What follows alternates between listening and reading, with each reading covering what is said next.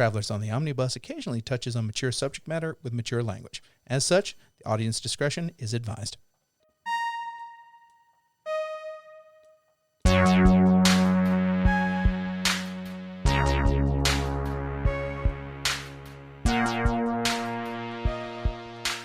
Welcome to Travelers on the Omnibus, the show where four guys get together and we try to guess how many Amityville horror movies there have been and get it really, really wrong. I'm Brady Davis. I think there's 8. I'm Jody Kite. I'm Ethan Skinner, and if we're guessing really wrong, I'm going to guess 100. You're probably closer than any of us at this point. I'm James McCarthy. Okay. All right. Do you have a guess? No. 56. There have been 56 Amityville horror movies. Holy shit. Interesting. Yes. I'm technically wrong, though. Yes, you are technically wrong. Yeah, so. Jesus. Not even technically, you're just wrong. Yeah. However, if 56 is not 100. If you stretched out the spectrum to 1 million, you're actually closer than that. Yes. I would assume that some of them were named The Curse of Amityville, Amityville's Curse 3D. There's one where the house is in space. Jody, Jody, what have you been doing? Holy shit, I'm dying. I recently I've been watching. I keep doing something that I do every once in a while, which is like give shit a chance that I shouldn't. For example, I've seen every M. Night Shyamalan movie. I shouldn't have, but I have. No. Written and directed. I learned my lesson after Lady in the Water. I should have learned my lesson after that one, and then I watched The Happening. Oh, The Happening did happen after that. It did. I've watched that. That's where I stopped. He wrote Devil, and that was actually good because he didn't direct it. So I've been giving Star Wars a chance on at least on its television programming on Disney Plus. I've watched everything but Obi-Wan, and I need to watch Obi-Wan because I've heard Obi-Wan's pretty good. Actually, I haven't watched Bad Batch because I never watched the original Clone Wars. Yeah. Or I should say the second Clone Wars because Brady has corrected me in that there was a Genndy Tartakovsky. The Filoni Clone Wars. Right. The Cartoon Network era of Clone Wars. That was also Cartoon. They were the first both one was Cartoon. also They were both Cartoon the Network. 2009 era of Clone Wars. There you go. Yeah. But I've been watching Ahsoka. I'm caught up until like there's one episode left for me to watch until I'm finished with the season. I've actually enjoyed it. I would say I've enjoyed it. I wouldn't say more than Mandalorian because Mandalorian, for one, has a lot more lore that's known within the whole, like, because the thing about Mandalorian that was so compelling to watch is not just the fact that it was like, oh, it's like we got cool bounty hunters, we're doing the scum and villainy side of Star Wars, but it's also like there's always been like a very like mysterious shroud of like we don't know anything about the Mandalorians at all, like zero whatsoever. In fact, there was like the longest running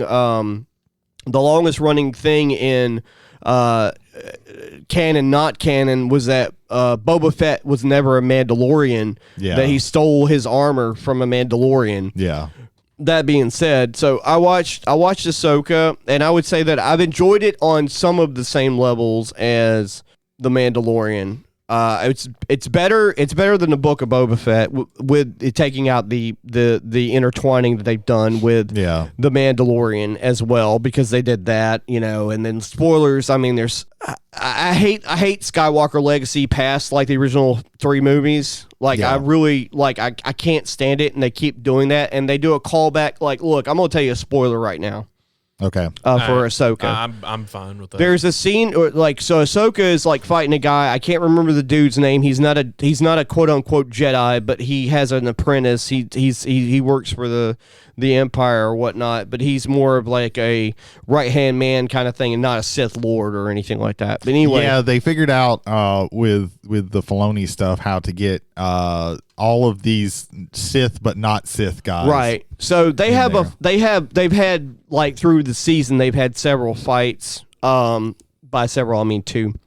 But they have this fight on this ledge by the seaside, and Ahsoka gets like tossed into the water, and she basically has like she's knocked out, so she's having like a dream sequence or whatnot, or she's like, on the balance of like in between death and life kind of thing or whatever.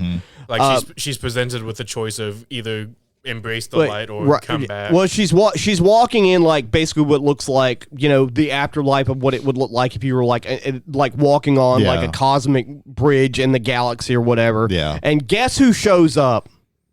Guess, Ethan. I don't want to guess this. Guess who shows up? What's the most obvious guess of who could show up here? I'm gonna guess Obi-Wan. No, her master, Anakin. Oh, Anakin. Okay. Gotcha. Hayden Christensen. Yeah, with some CGI on his face. They're really pushing this. Hey, we're rehabilitating Hayden Christensen. It's his voice. They use his voice there, but the face sometimes looks good, sometimes looks way worse than Skywalker's face from the end of the season 2 of The Mandalorian. Yeah. So they introduced that, and like every time that happens, and I understand it's integral to the storyline because that was her teacher, in the Clone Wars and all that. Like I said, I've never watched the Clone Wars, so the first time I really saw her was in The Mandalorian, the episode where they tied her in, and so I'm still like I'm so over the Skywalker legacy. I want to get away from it at some point. Yeah, but the thing that I look at with these Star Wars shows is that eventually they're getting to a better, and I hate to use the word formula, but they're going to use a formula. It's Disney, it's a formula. But their formula is getting better for their storytelling. The pacing of the show is better than the first season of The Mandalorian as far as pacing of the story goes. The character work, it depends because, like, of course, they've got to introduce new characters. Like Ahsoka's got a friend that I wouldn't say that she trained or anything, but her friend is like force sensitive a little bit. Yeah. So that's Sabine Wren. Sabine. A lot of what they did is people from Rebels. Yeah. In Ahsoka, from what I've seen. Harrison Dula is played by Mary Elizabeth Winstead. She was also in Rebels. Oh, okay. Chopper. I want to call him Zebo, but it's not Zebo. I know Ezra is Ezra's the other in character. there. Right. No, but like the alien with like the bat ears. I don't know his name. So I've enjoyed it. I don't hate it. It's not, for me, Ahsoka like breaks out of it. It's not mediocre. It's good. I hate to say that, like, you know, like most Star Wars is just good. It's not great, with the exception of the original trilogy. Yeah. And I have a bias because I grew up watching that, and I've grown to, over the years, accept parts of the sequels. You know, well, the prequels, I should say. Yeah. I've grown to adjust to how I feel about the prequel sequels. Are like a different story, but the prequels, I've grown to understand a lot of things. No one will ever get over midi-chlorians. Like, nobody gives a shit about that. But, you know, the thing I bitched about most about the prequels was like really, like, C-3PO, really, Anakin built C-3PO? Are you fucking serious? Like, little bitty, like, dumb things like that. One of the worst things that the prequels did was they made the galaxy so much smaller. They did. Where everything is connected. Every single thing that's ever been touched or done, or anything that you ever saw in that first thing, it's all connected. Right. Instead of, oh, this is just a big expansive galaxy where shit happens. Right. Yeah. Yoda knew Chewbacca. Yeah. That is my answer to that. Yeah, and it does a lot of weird things. But with the new stuff, like, I'm probably eventually going to go back and watch Andor. I just don't give a shit about any of it anymore.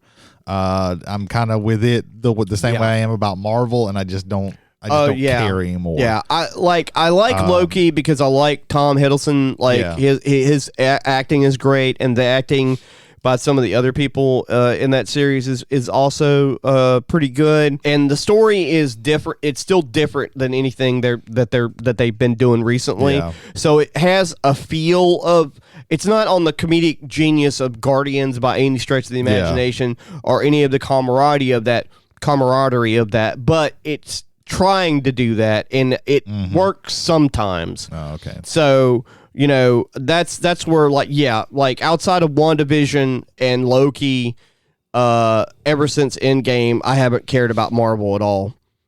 So I did that. I watched that.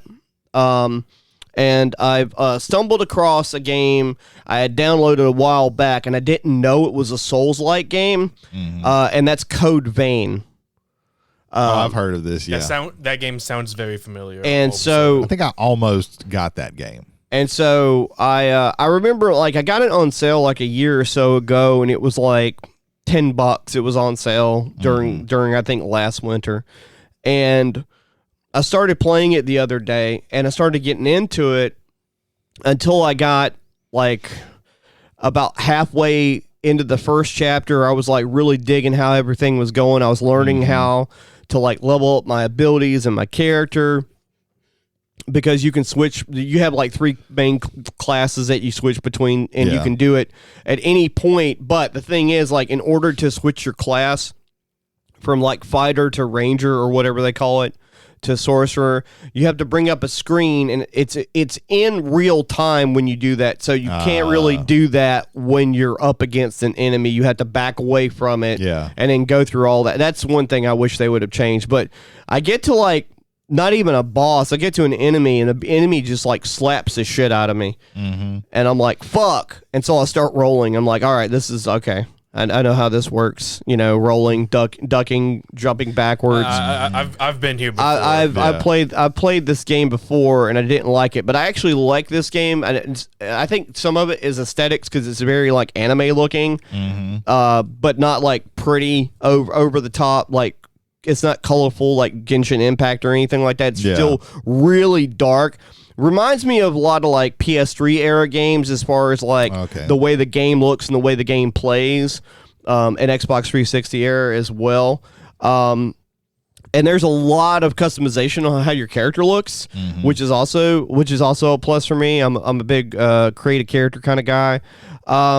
So I've gotten to the first boss, and I haven't been able to get past it yet. So I've got to like back up and grind. But one thing I do like about it quite a bit is it's got like several quote unquote like save spots, but it also doubles as a place to upgrade your character if you have enough points to do so, and to change things, and to do your ability upgrades and whatnot, and also you can teleport, I think, from one to the other.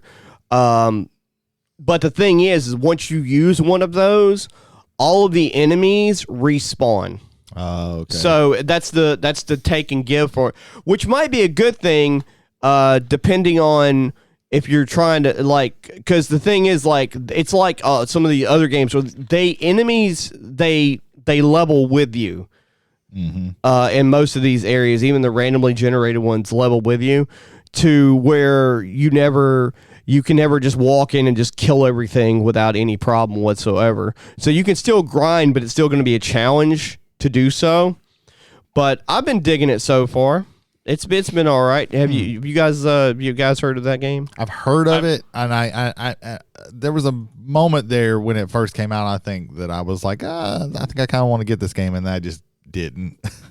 And it probably would frustrate the hell out of me, because Souls-like games do that. I typically don't like them. I do like this one for now anyway, so I'll give it a shot. I just realized I saw a thing where they released a Metal Gear Solid game, like not a game, but like 1 and 2, right? Recently, They did a remaster. like a remaster of 1 and 2. They're also heard doing a bad things remaster about of Snake Eater. Yeah, I've heard bad things I've about heard. Well, what I've heard is it's more of a re-release and not really a remaster. I saw some of the footage, and it looks exactly the same as the PS1, which is fine. If you're going to re-release a game, but don't package it as like a remaster when it's not really a remaster. It's more of a just re-release on a different console kind of thing. Yeah, that's Konami.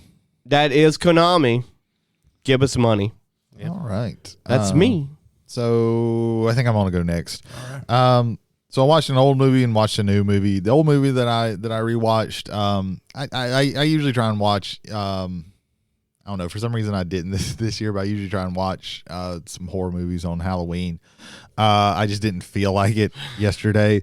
But but I watched over the weekend because I'd listened to a podcast recently where they went over the movie. I rewatched Carrie, the original one. Okay. It's a pretty good movie. That De Palma guy, he knows how to make a movie. It's a good movie. Old Brian De Palma, old Fam of the Paradise from Brian De Palma. Yeah, except for that one. His set dresser in Fan of the Paradise was in that movie.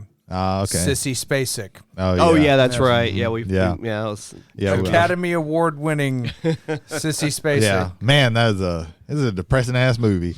And you know, if you rewatch the movie, you might watch the pivotal prom scene where she goes and massacres everybody and is fucking people up with the water hose and setting everything on fire, and you might think, man, there's some really good acting in that. They're looking like they're getting fucked up. And guess what? They were getting fucked up with that water hose. I have heard of this. I have heard of this before. One of the actors blew out their eardrums because they shot the fire hose straight into their ear. That shot's in the movie. Yeah, that shot's in the movie. Because if you're going to lose your I was like, eardrum, oh, that's that one. Yeah. So, yeah. Making movies back in the day, they really didn't give a fuck. In the truck crash scene, John Travolta's actually on fire. So, yeah. It's just Xenu helped him with that. That was a real Saturday night. There's fever. a horror movie. Real quick. There's a horror movie called Rats, and it was What was the name of that again? Rats. Rats.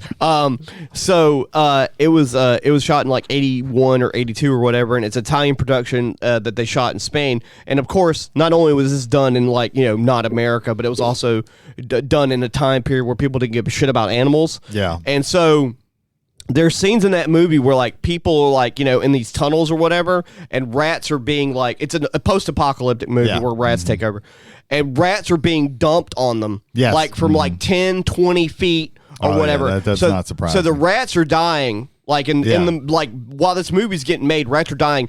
However, to save money, they saved the dead rats so that at any point in time, if they needed to, they could throw a dead rat at somebody. Yeah. And one of the actresses said this was the most smelliest movie I had ever seen because it was just rotting rats just all over the place. Sorry, I had to go. We'll keep this going. Yeah. In The Birds, Alfred Hitchcock told Tippi Hedren, who was deathly afraid of birds. Okay. And they were in a movie called Birds. Well, he told her.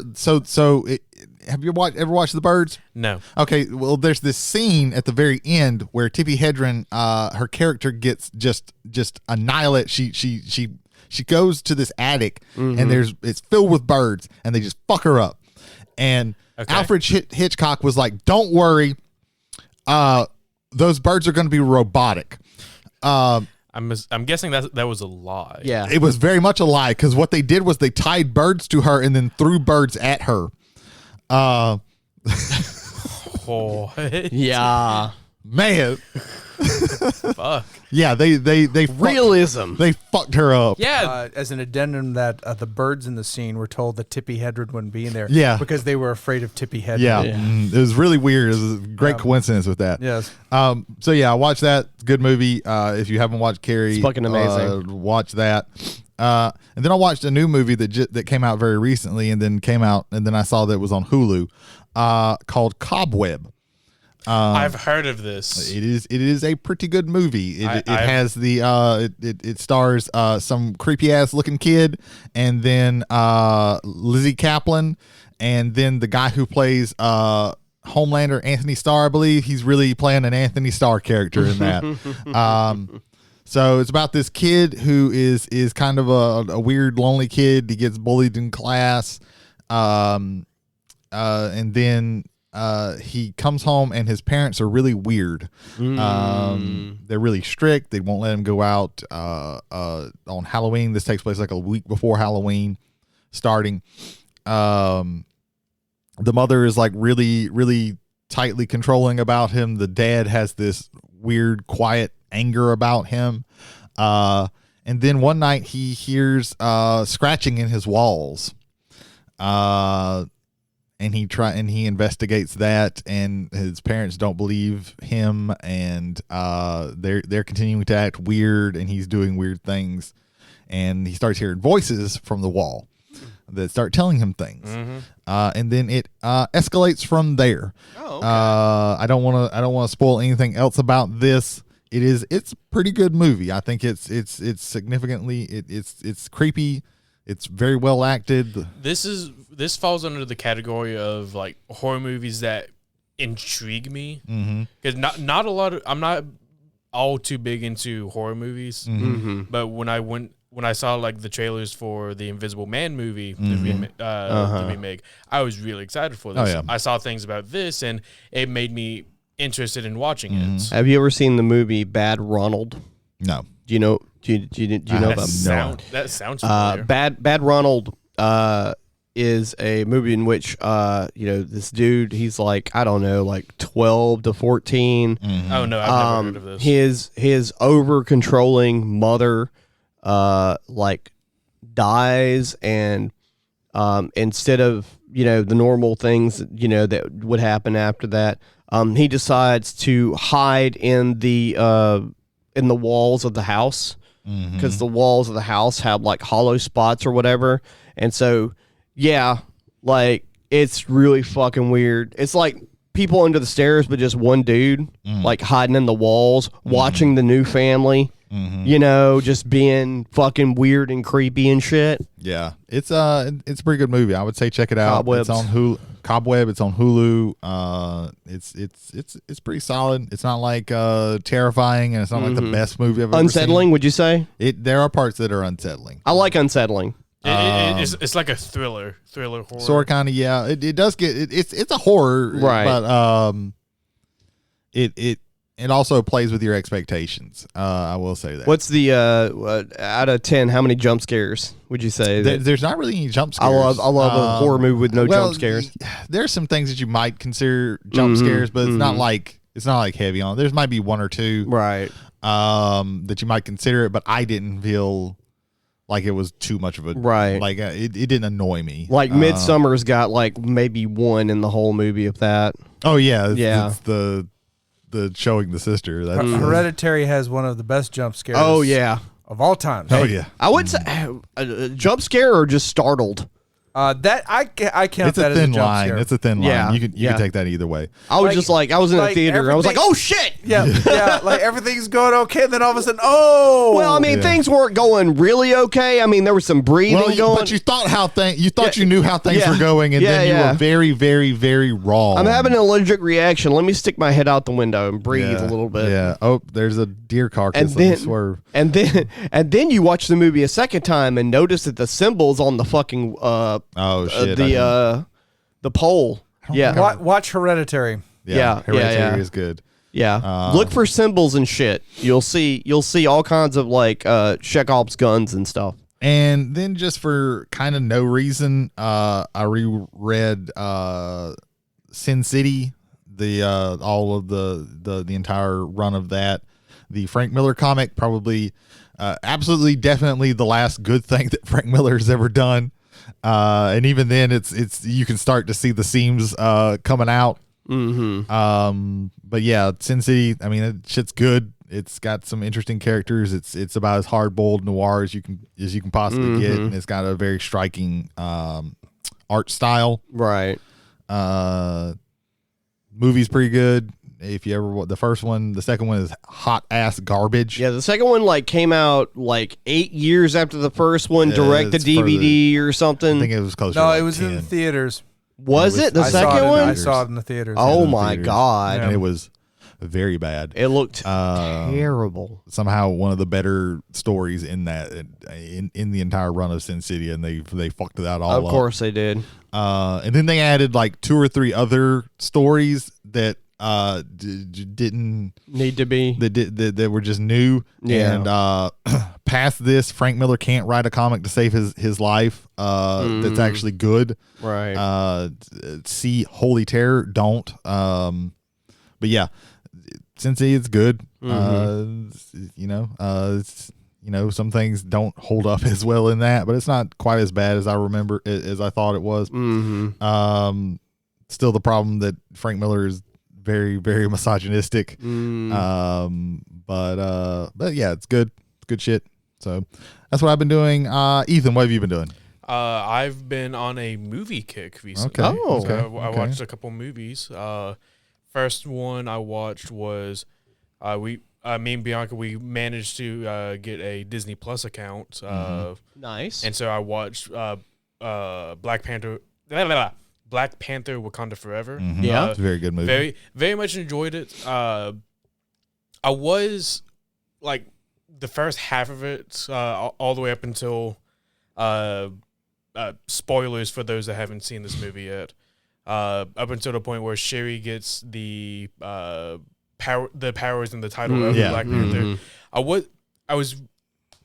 wasn't expecting the development that she was taking, like how it was like showing that like she was like going towards like the ideology of like Killmonger, trying to like get things done without taking the noble route.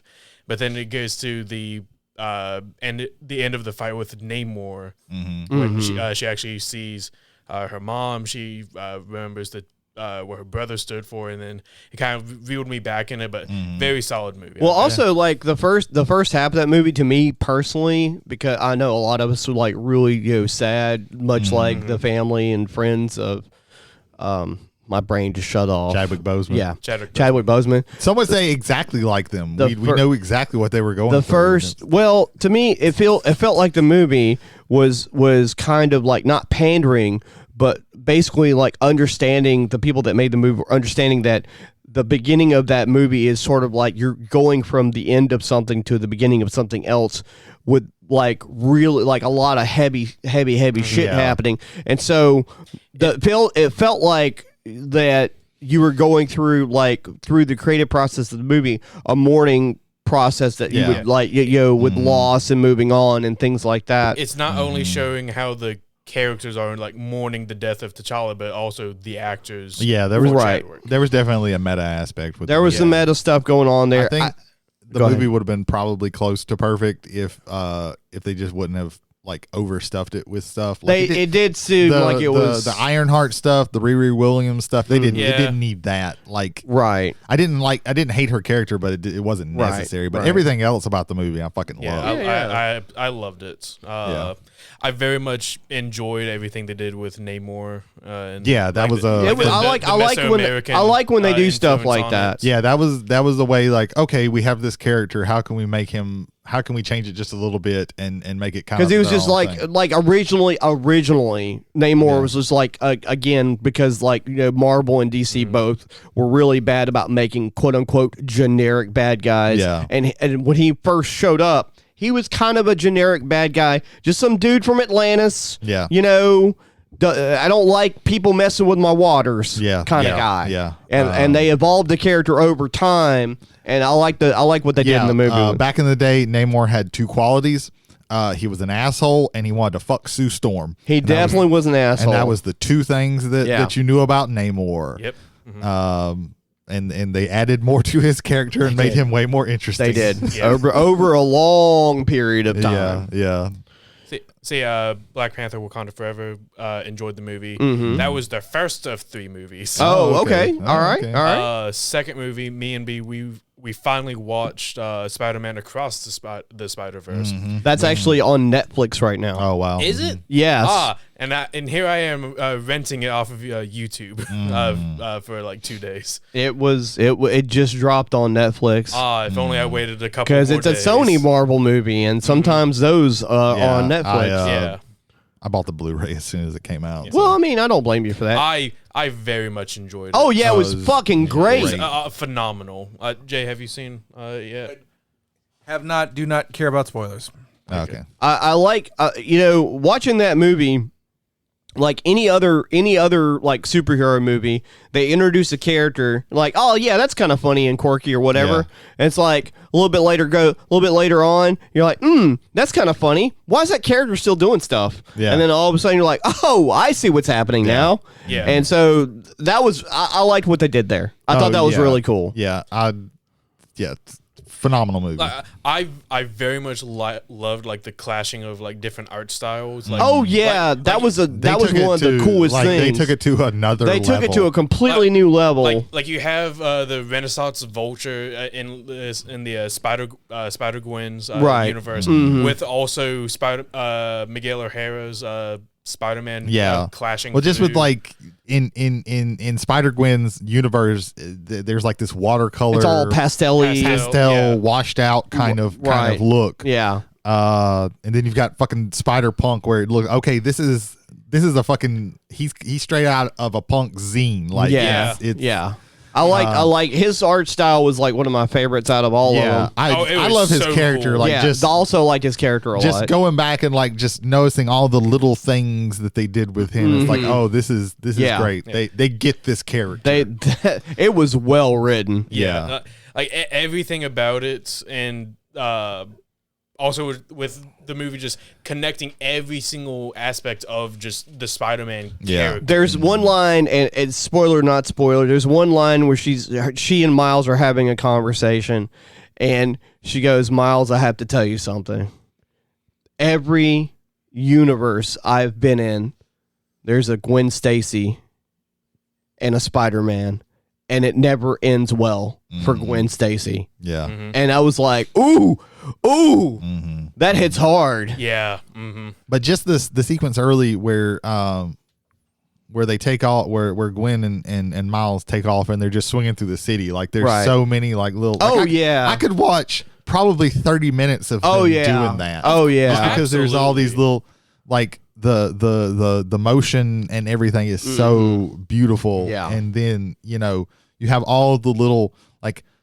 All the main characters get a story arc, know, where and which I think they did even better, and it's not even like the end of things. Like I'm glad I knew though that the movie was not. It was part one of a two story, and it just hard cuts and like because watching it at theater and it did the hard cut, and there were at least 1 to 2 people. Are you serious? Because that was Bianca over there.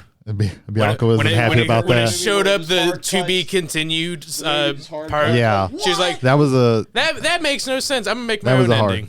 Knowing that and going in, I think it was a lot better. I watched a video a while back, a week or two ago, where they were talking about how they pace the climax a little bit, like they pace things a little bit differently, so it feels like you're at like when it ends, instead of ending like at the climax where a lot of times the part one will cut off, it gave it a little bit more, and it felt like the beginning of like the rise of the next movie. So you're watching part of it, so it didn't feel quite as hard of a cut in that. And also I loved the Donald Glover cameo in it. Yeah, that was cool. That was cool. I very much enjoyed that.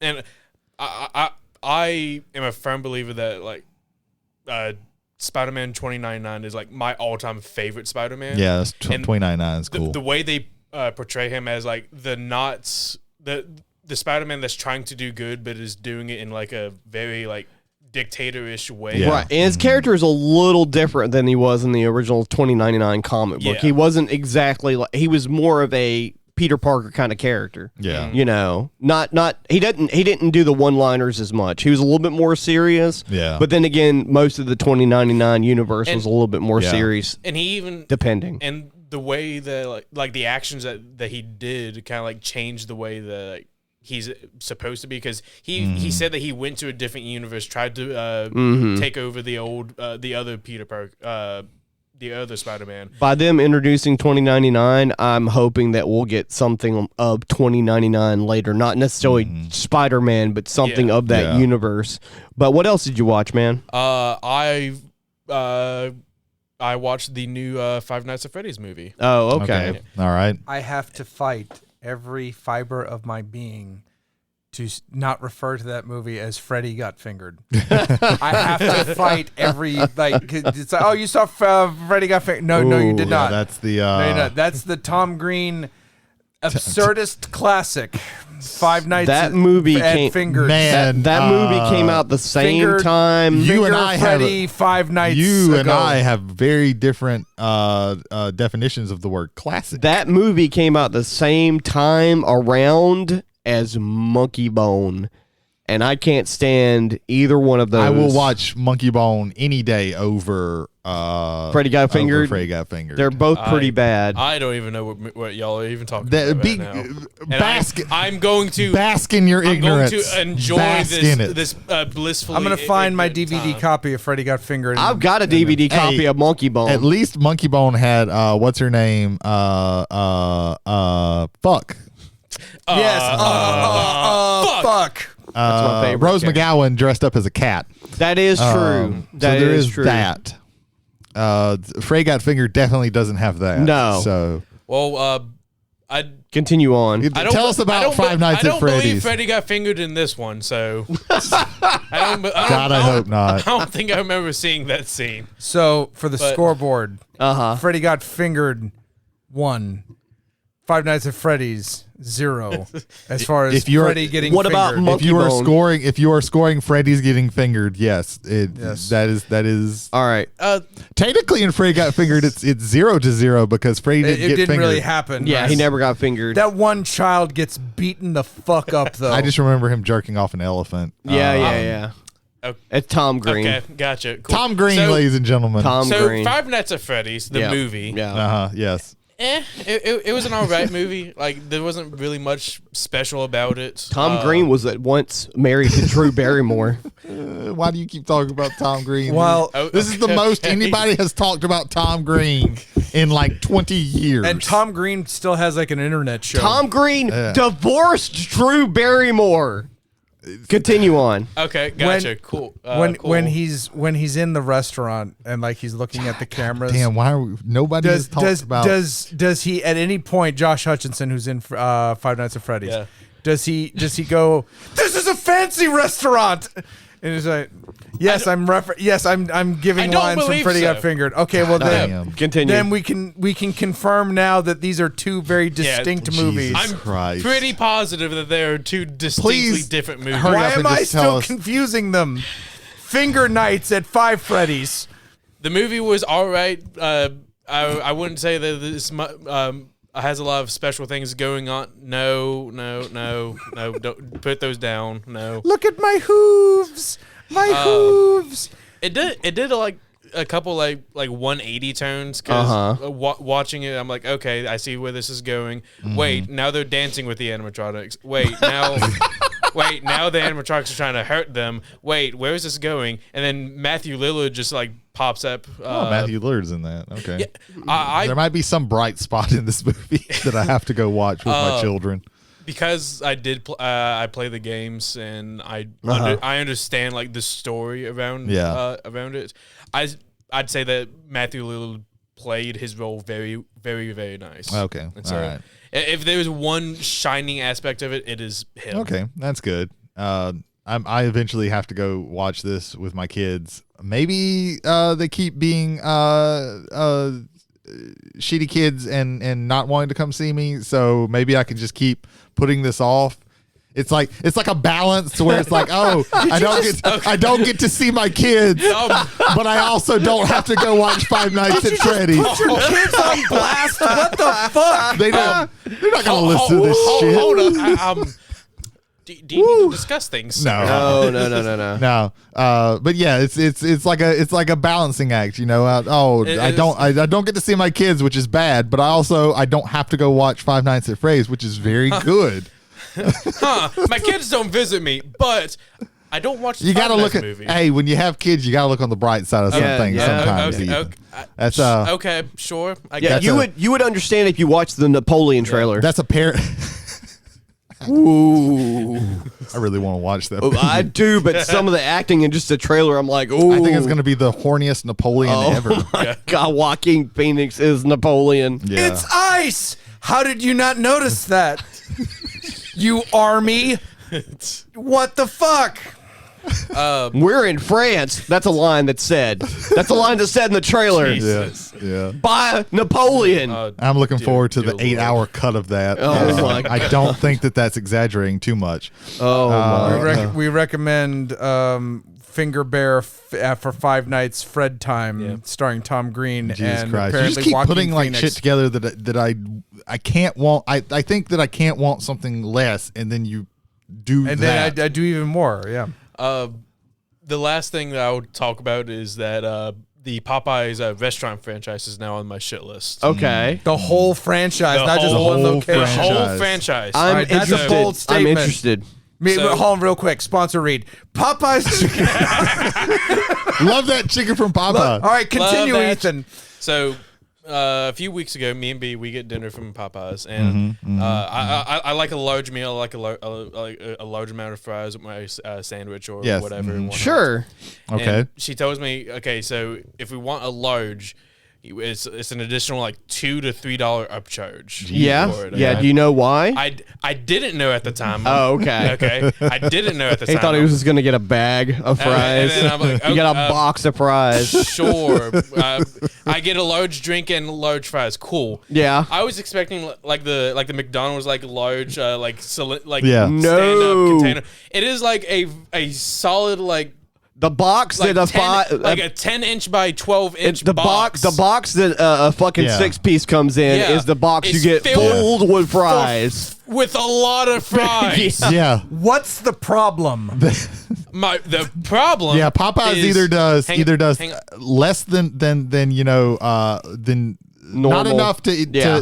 enough to make you mad Right. when you eat it, or enough to feed like a family of 6. And this is where the mad comes because I didn't know the sizes of like the different sizes. Oh, So you we go to sweet summer child. we go to Bless Popeyes your heart. today. I'm like, okay, I learned my lesson the last time. No, you didn't. I'm gonna get like a regular size of fries. Okay? Yeah, that was a mistake. I get my food. It's the kid size Yeah. fries that you get from McDonald's. Yep. You That's either filled- get 5 fries or all the fries that they have on hand 5 or right now. 500. Like there is no in what- between. Like there's no in between. I can't. No. That's too few and that's too much. Do you know why that is, Ethan? No, I don't know because why. 2% of the people that eat at Popeyes eat fries. Everybody else eats biscuits with their chicken. Okay, fair. But I don't believe that that's accurate because the basic, whenever you order like a thing like the basic side, like if you don't tell them what side you want, you get fries. Right. Yeah, but like That is true. I think I like them with a sandwich. Yeah, like with a chicken sandwich. Yeah. I exclusively like get the chicken sandwiches. I don't go. I really want a side of mac and cheese and a biscuit with my. Chicken I understand. sandwich. I understand what you're Yeah, saying. Don't be yeah. pedantic. Yeah. Yeah, if you order like the regular size red beans and rice, then you have to get like as you're driving through, they put a spoon out the window and you Yeah. have to just like Yep. put it, then you have to catch it in your mouth Right. as you go down. Yeah. Or and that's all you get. Or you could go to Burger King where they tell you to back up in the line and wait for your fucking food. I've been Could told you that. back up for us for just a few minutes? I've been told that at Taco Bell in Gulfport, in South Gulfport, several times because they wanted to reset the little clock thing that they have. Yeah. going Yeah. on. We didn't go far back enough for yeah. there to be a Yeah. clock. Yeah, I was expecting to get pranked. I was You're expecting expecting. Ashton Kutcher to round the corner. No, like, I was. You've been punked. No, I was expecting people to like throw like rancid Whoppers at us, like Either that Whoppers or that us were ordered back 3 into a days moving ago. vehicle that was Yeah. pulling behind us. Yeah, that had like Lord Humongous in it. Step away from the French fries. But yeah, A very tiny order of French fries. Popeyes, get a medium size, okay? Then everyone. They don't have You medium. have 5 or 5 You million. have regular and large. That's why usually what I do is I either order 2 sides or get like 2 different Now sides. I'm or gonna something like tell that. you what you do. You get your food, you get your regular food from Popeyes, but for your French fries, you go to Five Guys and say, "I'll have Yeah, the medium," and then you get they'll a half a bag. They'll hand you a paper bag Yeah. filled with French fries. Yes, and it Yeah. will be $20. Yeah. Have you, have you ever gotten? I know this is going to sound ridiculous. Have you ever gotten fries from Aztecas? Why No. would you get fries from Because they're Mexico? delicious. I get them every time with my quesadilla. They're fucking delicious. That is they so also weird. They also come in the same container as my quesadilla. That's how many fries you get. I took Gabe. He'd had a rough day for various reasons that I won't go into, and I went to see him. And we went to a Mexican restaurant in the mall in Laurel. Yeah. Which if nobody knows, that mall is set 30 years in the past. It also has a corn dog 7 Yes, still. Corn dog 7. It has a corn dog 7, and it has a single level Sears that literally looks like it's from the 1970s. And he orders a burger from the Mexican restaurant, and I'm like, what Now the that I fuck? wouldn't do. And he chose to go to the Mexican restaurant, and I was like, there were burger places we could have went to. You know, we passed you know, the Wendy's. Is that just a millennial thing or a People- Zoomer thing? I don't The know. fuck? people gave people shit for getting the fries from Taco Bell when they first started doing it. And those fries they're not terrible. I like them. But I'll tell you, nacho fries? the Nacho fries are decent. the fries at Aztecas are some of the best restaurant fast food fries I've ever had anywhere. Wow, that's crazy. That's crazy. Hey, son, interesting. where do you want to go? Waffle House. Oh, cool. What do you want to get there? Quiche, you motherfucker. I mean, yeah, that's probably what They sell cheeseburgers. I've never had a cheeseburger at Waffle House. Never. I have. Actually, let me addendum that. I've had a cheeseburger at Huddle House. Oh, okay. That's a far cry from Waffle House. Yes. That's an upscale Waffle Yes, House. I apologize. No. Well, no. it was back in the day. It was way back in the day. They kinda, I keep forgetting that you were around when the Beatles were all still alive. That is true. Okay. Jesus. Speaking of the Beatles, I heard a sample from them from something we'll be talking about later. So Good way to preface. Is what besides we were the doing. other thing that we're going to piggyback with, Jay, is that everything you got? Only thing left is the piggyback. Okay, there you go. Well, then let me All get right. through my stuff so we can get to the piggyback. All right, so in the last 24 hours, some of my favorite YouTubers have just put out videos. Frederick Knudsen, who if you don't know is Down the Rabbit Hole, which is this great Oh, documentary I series. love that channel. Yeah, he like 8 hours ago, he posted a 6-hour epic on the history of EVE Online. Jesus Christ. Yeah, That's a lot. I'm an hour and a half into this thing, and I'm already just overwhelmed by the amount of knowledge. He hasn't posted on YouTube in like 2 years. And Yeah. he just comes out of nowhere with because 6 he was hours. working on a the 6 6-hour hour- EVE, Working on that. EVE Online. Yeah. Yeah. I think the only thing close to that I've watched is was it Jenny Nichols did a 4-hour video on this theme park in Nevermore. Nevermore. Jenny Nicholson. Yeah, Yeah. yeah. Nicholson. She also does 1 to 2 videos a year. Yeah, because they're all like They're all fucking like 2 ridiculously hours long. to 4 Yeah, 4 that hours. video's fucking crazy, It's dude. it's a good video, but that's the closest I've ever come to watching something of that length. Right. Yeah, to- that's a good one.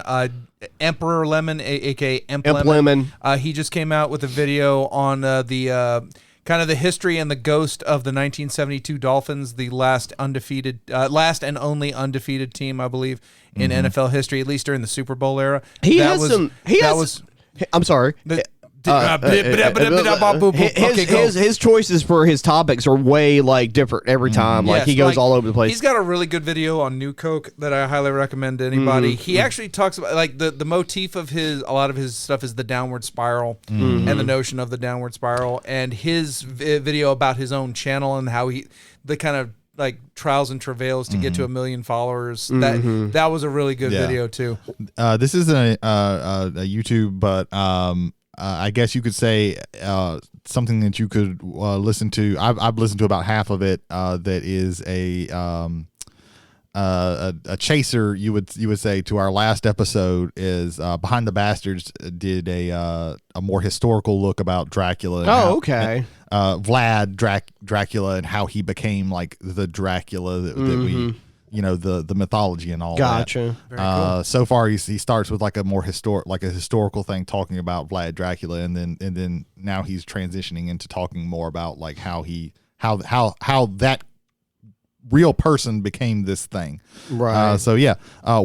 Listen to ours. Go listen to Behind the Bastards. Then listen to ours again. On a different account to up our view. Taking notes, and then write us an essay. Well, also make sure you watch the 1931 Dracula movie, like all of us here did when we were talking about it. Why is sorry. everyone staring at Ethan? Anyway, moving on. But no, the main part on that I want to say is I've already subjected a number of people in this room. I'm going to subject more of them. But I'm calling it right now. Mandalore Gaming is my 2023 Omni Award winner for YouTuber of the Year. Not just for his work on the Stasis video games that he did 2 videos on, but he did a video on Cabela's Dangerous Hunts 2013. And it is everything I never knew I wanted about a Cabela hunting game. Yeah, seeing the title card before we started watching that video, I'm like, okay, like Mandalore Gaming usually does some pretty interesting videos, which would be the only reason why I would give this video a shot, because like nothing could be interesting about Cabela. And we're going to leave it at there. If you like Cabela games, watch this video. If you like wild, crazy shit in your video games, watch. If you don't like Cabela games, watch this, because this is probably what you thought a Cabela game See was. all the Bat Panthers. shit. It is Bat shit. amazing. It is absolutely amazing. Is that a sandstorm? And then we're going to leave it there. So second, Ethan reminded me of this last week, but we were running long, so we wanted to catch it on this week. But I have kickstarted Deathmatch Island from Evil Hat Productions, based off of the Aegon system, which if you go back to early this year in our Season 2, you will know that we did a 2-part playthrough of Aegon. And I'm very excited to see how this is going to work in a Battle Royale / Hunger Games / Squid Game universe, and how it's going to work out in there. I'm extremely fascinated by this. I love some of the production stuff that I've seen for it. Similar to Aegon, you have different maps, and so you have different islands. I was just about to ask. Stuff. I was wondering if they were going to do that. I think it's a tremendous production from what they've promised. I've seen what it looks like in Aegon. It's Evil Hat, which honestly, like I put them above Wizards as my favorite RPG producer, because they've produced 2 games that I exceptionally love, which is Blades in the Dark and the Forge in the Dark universe. And I put Monty Cook above Wizards. That's fair. I don't, but it's close. It is close for me.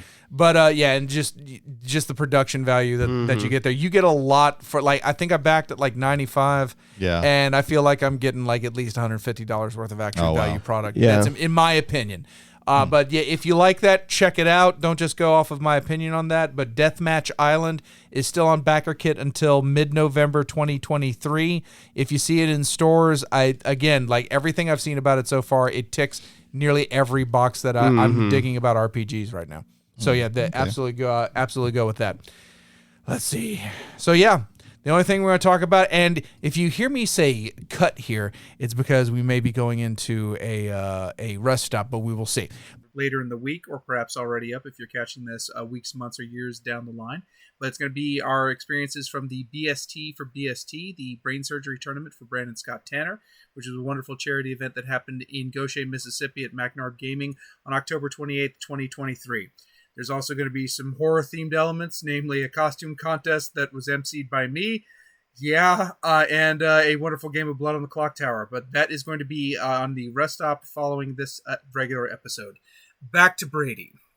All right. So, Jay, is there any feedback? No feedback this week. However, ladies and gentlemen, if you would like to leave feedback, travelers on the omnibus at gmail.com. Again, that is travelers, 1L on the omnibus at gmail.com. Jody, where else can they get in touch with us? Spotify. Put echo in there. Put an echo. You were asking for the echo. Yeah. This whole thing will have an echo. That's great. I wonder if they're going to get tired of it. It's nothing Probably. but reverb. You can message us directly and take part in any polls we may have. Is the same poll still going on? Oh yeah, Yes. That poll is not done until December 31st. Yeah, unfortunately. Is Ethan going Flipper to be Ethan or Dapper Ethan? Is Ethan dressing up as a dolphin for his wedding? These are the things we ask for. There's no poll. It's just going to be Dapper Ethan. Yeah. Dapper Ethan? No, we've sent feelers out to Sexy Beast. No. Yeah. They're gonna. Are you going to be prepping yourself by listening to tunes by Cole Porter to be Dapper Ethan? Only Dapper Ethan would know who that is. That's our first Cole Porter you can hear reference the of the gears. podcast. Possibly. You can hear the gears running. I mean, anything goes, really. If I must be Dapper rather than Flipper, then I will listen to whatever. Incidentally, If you have friends who you think might like to listen to us, but don't have it on the same podcast channels that we've got, or rather that you've got, we're on Spotify, Apple, still Google, but about to be YouTube Music and Amazon. Yeah, YouTube Music sucks. Thank you for hosting us. I'm having to, I don't know, I'm having to migrate all my shit to somewhere else. I'm on SoundCloud right now, and I'm not happy about Oh my it. God. And you can't download on SoundCloud. So No, You're going to it's be on frustrating. Winamp eventually. I don't know what the fuck I'm I'm be. telling you, we'll all just go circle back to using Pandora. There's like eventually. 3 podcast networks that I just need to be on Amazon Music. You know the thing about SoundCloud, though? SoundCloud has a lot of rappers on it. Speaking of rappers, Huh? I need to pee! Ladies and gentlemen, our main topic for tonight is going to be a Travels on the Omnibus mixtape. And this is going to be the same format that we have done previously, where one person is bringing 3 albums, and your DJ on the 1s and 2s is going to be me, Brady. Mastertape. So we are going to be going through 3 albums. I mentioned them last week. I hope that you listened to them. If you did, email us an essay. Yeah. Yeah, I want So that one of the travelers can use that somehow from the past in the future. yeah.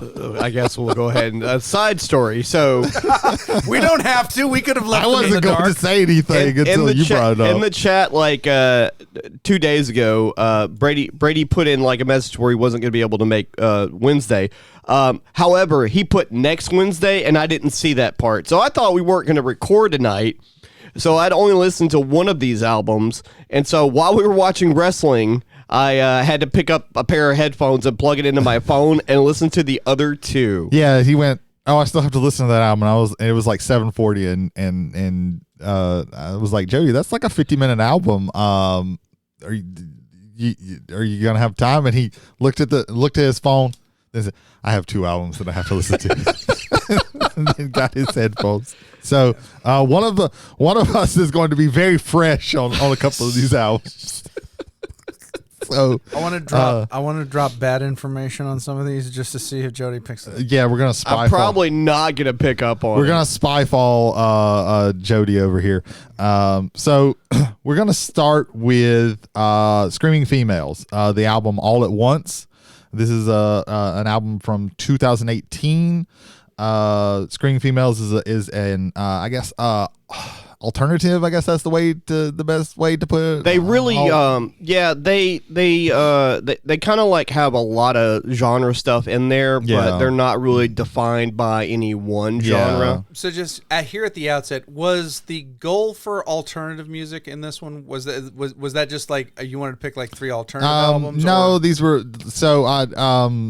these were kind of just albums that I wanted to talk about. Okay. Well, Screaming Females I wanted to talk about. We don't really get talk about a lot of women doing music. That's true. And even though this is the 2/3 male, the lead singer and songwriter is a female. Yeah. Shout out again to Marissa Paternoster. Paternoster, yeah.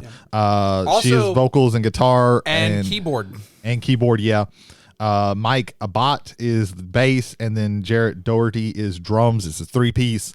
Yeah. So they're a New Jersey band formed in 2006. This was, I want to say, like their 8th album. Something like it's that. The 7th studio album. 7th studio album. It was. I knew it was high up there, and they just released like their 10th album. So they've been putting in work, and they've done a lot of work with other people. They worked with Garbage to cover this Because of the Night. They worked with Shirley I think it was just Shirley Manson. She sang with them. And then Marissa Paternoster like goes the fuck off on the guitar. She's an extremely talented guitar player. That is okay. So both her and Abade on bass. I thought the guitar work in this album was beyond top notch. Yeah, she is. This is top shelf. She is phenomenal. They also do a cover of Taylor Swift's "Shake It Off," which is very, very good. But yeah, so I kind of chose this because this is an album that I really like. I think it's a very solid album. For me personally, I think it's stronger in the front half than the back half, but I think overall it is still a very good album. It's one of those albums that I can listen to all the way through. I do have my favorites on here. I think the opening track, Glass House, is just a phenomenal track of build up. Like you don't see build up like this very often in music. And they do that a couple of times on this album.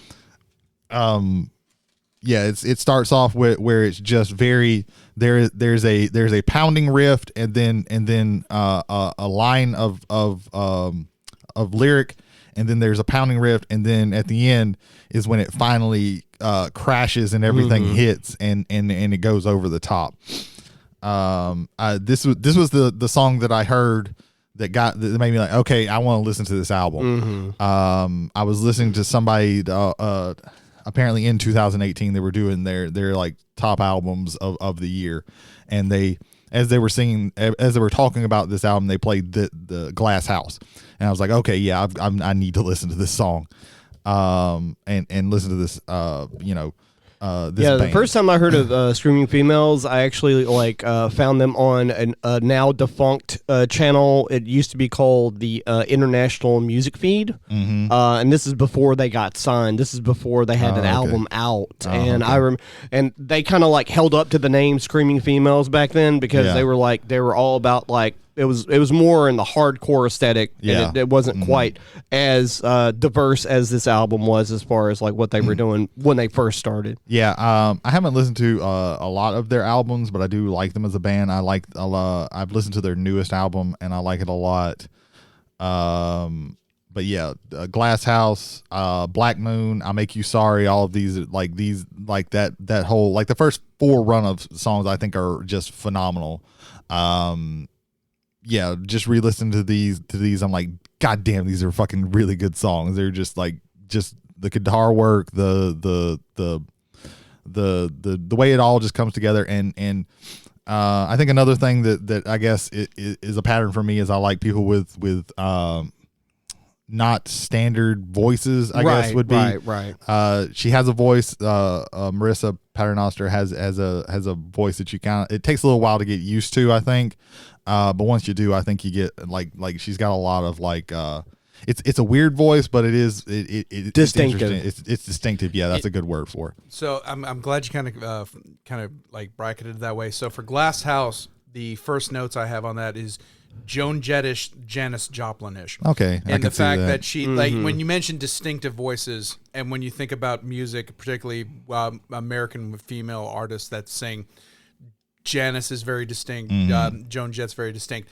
I'm not saying she sounded like them. It just it felt like. Well, them. also, I'm glad you used that explanation, Jay, because that really does explain. Like for anybody who's like knows a little bit about like how vocals work and music with theater and in like contemporary music as well, is that there's 2 different ways you can sing. A lot of people don't know that. You can sing from your chest, which is when you're exhaling as you're singing, but then you also can sing by holding your breath and just vibrating the diaphragm in your throat, which is what Joan Jett did a lot. Yeah. So she could do both. The singer for Screaming Females could do both, and she switched between both of those in that song by itself. Yeah, you were gonna say something, Ethan?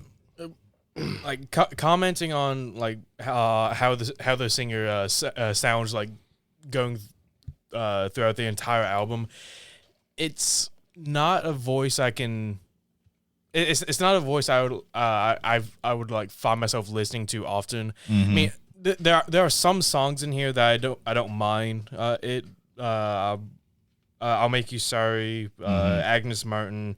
Martin is a good one. Bird in Space. What was it? Fantasyland. Like those songs, I very much enjoyed them, but it's that voice is like almost kind of like. It sounded like one-toned to me a little bit. She comes off when I first started listening to her, she did kind of come off as monotone. The more I listened to them, the more I got more out of. Yeah, there's not really a lot of like inflections that I can like hear in it, or like like different scales of the it. changes that she does is very subtle. Yeah. Like I said, the more that you listen to it, the more you pick up on these little things that she does do. On some of the slower songs, I kind of picked up like not the exact style, but some of the cadences from the lead singer from the Yeah Yeah Yeahs. Like I it kind of, I kind of felt like a little the garage rocky. Yeah, Kind of garage rock. Yeah. That's a good. Yeah, and that's like the vibes. I would say like garage. they meld garage rock, punk. And they feel a little bit indie. more raw, more like garage rock, but they're a little bit more polished. They're a they're little bit more polished, but you still get that like DIY flavor to it. I think also part of it, again, this is their 7th album. By this time, you're going to refine your sound down. So yeah, like I think if these same songs came out in a 3rd album, it might be a little edgier, might be a little sharper. Yeah, and in fact, from what little I've read about it, people have complained about the newer album. They do. There's a lot more production on the songs. And again, like to sound with out her what voice Jay and stuff like that. That's gonna happen when you like stay as a band. Yeah. You are either going to get better, and your sound production is gonna. That's like when I was comparing old Misfits to new Misfits. Like production quality is a difference there. Yeah. So, but like. I enjoyed some songs on this album, but like it's the main voice that I'm hearing. It's like it's not allowing me to like connect with with the songs, and so I enjoyed it, but it's not something that I would listen to. One of the problems I have by just listening to an album once, and of course, like it being just a few hours ago, me listening to it, not being able to actually like listen to a song and then write notes immediately afterwards, is that for me. My problem was that I got into it too much and I lost myself in the music and I zoned out the whole time I was listening to that. I was completely zoned in. Like wrestling was on TV. I had no idea what was happening when I was listening to this album because I was so, the music was so intrinsic. I was so into what was happening.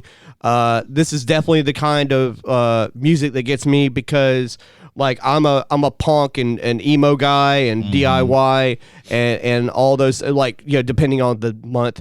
But I really enjoyed this album as a whole, and even like a lot of the songs are the songs that are bangers are really good, and the songs that slow things down and then speed things back up again are also really good. And I can't like throw out the name of a song because it was in my phone was in my pocket and I couldn't keep up with the song titles as they were being played while I was just enjoying the jams, as it were.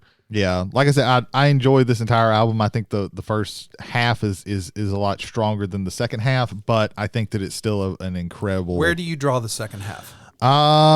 When it gets to parts 1 and 2 of that one song, I think so. Yeah, Chamber for Sleep. Yeah, Chamber for Sleep. That's where I would say that for me too, except. The first time I listened through it, I actually this one I only went back because of this. I couldn't tell the difference, and this was a lucky one with Spotify because I don't have Spotify Premium.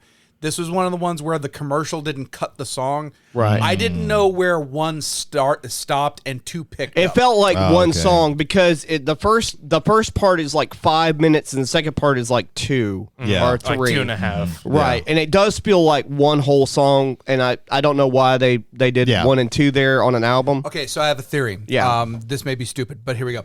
So Chamber for Sleep is the longest song in the album at 5 minutes 38. And again, it has a second part that goes on for another 2.5. When I was listening to that first part, I'm like, okay, let me get my one criticism for this. I think their lyrics are too repetitive. Like the choruses keep hitting the same words over in the same phrases over and over again. And I notice it more in this one. I think because of just how the level of the music, Paternoster and Abate are just phenomenal guitarists, both guitar and bass. Yeah, and I absolutely that's where to me the creativity, like where the axiom point, the highest point of this. I think the lyrics got a little bit too repetitive for me on this. Except here in Chamber for Sleep, is the repetitiveness the notion of going to sleep with the person you love, and because they're talking about. I actually have to pull these lines up because it hit me on that one. We're talking about Chamber for Sleep part. Yeah. I've got it pulled up right here. Yeah, I've been waiting a long time to see you disappear. Colored clear, make me blind. I took that in the initial singing of it and the initial hearing of it is, I'm waiting a long time to see you disappear. The way, like, if I'm lying next to you and the last thing I see before you disappear is me falling asleep. Gotcha. And so it's like, colored clear, make me blind. I know you're there. Now I can go to sleep. And so it's this longing for this person. Part 2 kicks in, and it's like and I even know, again, the song, the part 1 and part 2 bleed seamlessly. Right. Like Yeah. if you can hear it, you're not going to be able to tell. Right. That. Yeah. I wasn't able to tell that. If you I wasn't be able to tell. the lines get more into long of toxic relationships, like about like now, and so it made me reconsider everything in the part 1. Whereas I love this person to I love this person unhealthily, and I Yeah. finally realized that, and now it's time to get out. So you've spent all this time Right. in this dream where it was good, Right. and then here at the very end you realize, oh shit. No, this was a toxic relationship, and I need to get out. Right, because the Or I'm first on the part, verge of getting because out. the first part of the relationship is longer, and then the last part of it is like, you know, And Yeah. that's my take and my reading on that. But that that's a was just what I good was thinking. that's a good analogy. Yeah, that's I like that interesting. analogy. To be honest, like, this is an album that I don't really like. I haven't delved deep into like the lyrics and stuff like that. This is just one that I listen to because I just like the songs on it. I don't really get too deep into it like I do with some things that we're gonna talk about later. But yeah, so does anybody else having, like I said, this is just an album that I wanted to expose more people to. Right. Really, that was my want for that. When we started the idea of the mixtape, this was Right. one that was always on like a short list of mine. Of okay, I want to you know I want this to be the album that I choose, and then we started doing this format. It's like, okay, now I have 3 albums that I get to choose. So- My favorite albums of all time usually involve like either concept work or an album in which I can't really tell you like which track I liked more than another. And I could say that for this album. Like, I like the album as a whole, and all the individual songs for me work by themselves as well. But like for me, I can't pick out just and say like, oh man, if you like this style of music, like this track here, because I liked everything as a whole. And I think it, like, as far as like an album, a lot of people don't understand, like, you know, sometimes an album is just like 10 or 12 songs and that's it. Yeah. Like, that's as much as I like them, depending on what album, as much as I like the Strokes, it seems like, with the exception of their first album, all their albums are just a collection of Stroke songs. Yeah. Like, they really, you know, there's no concept, there's no theme, there's no point in which you see the band really elevate past a certain point.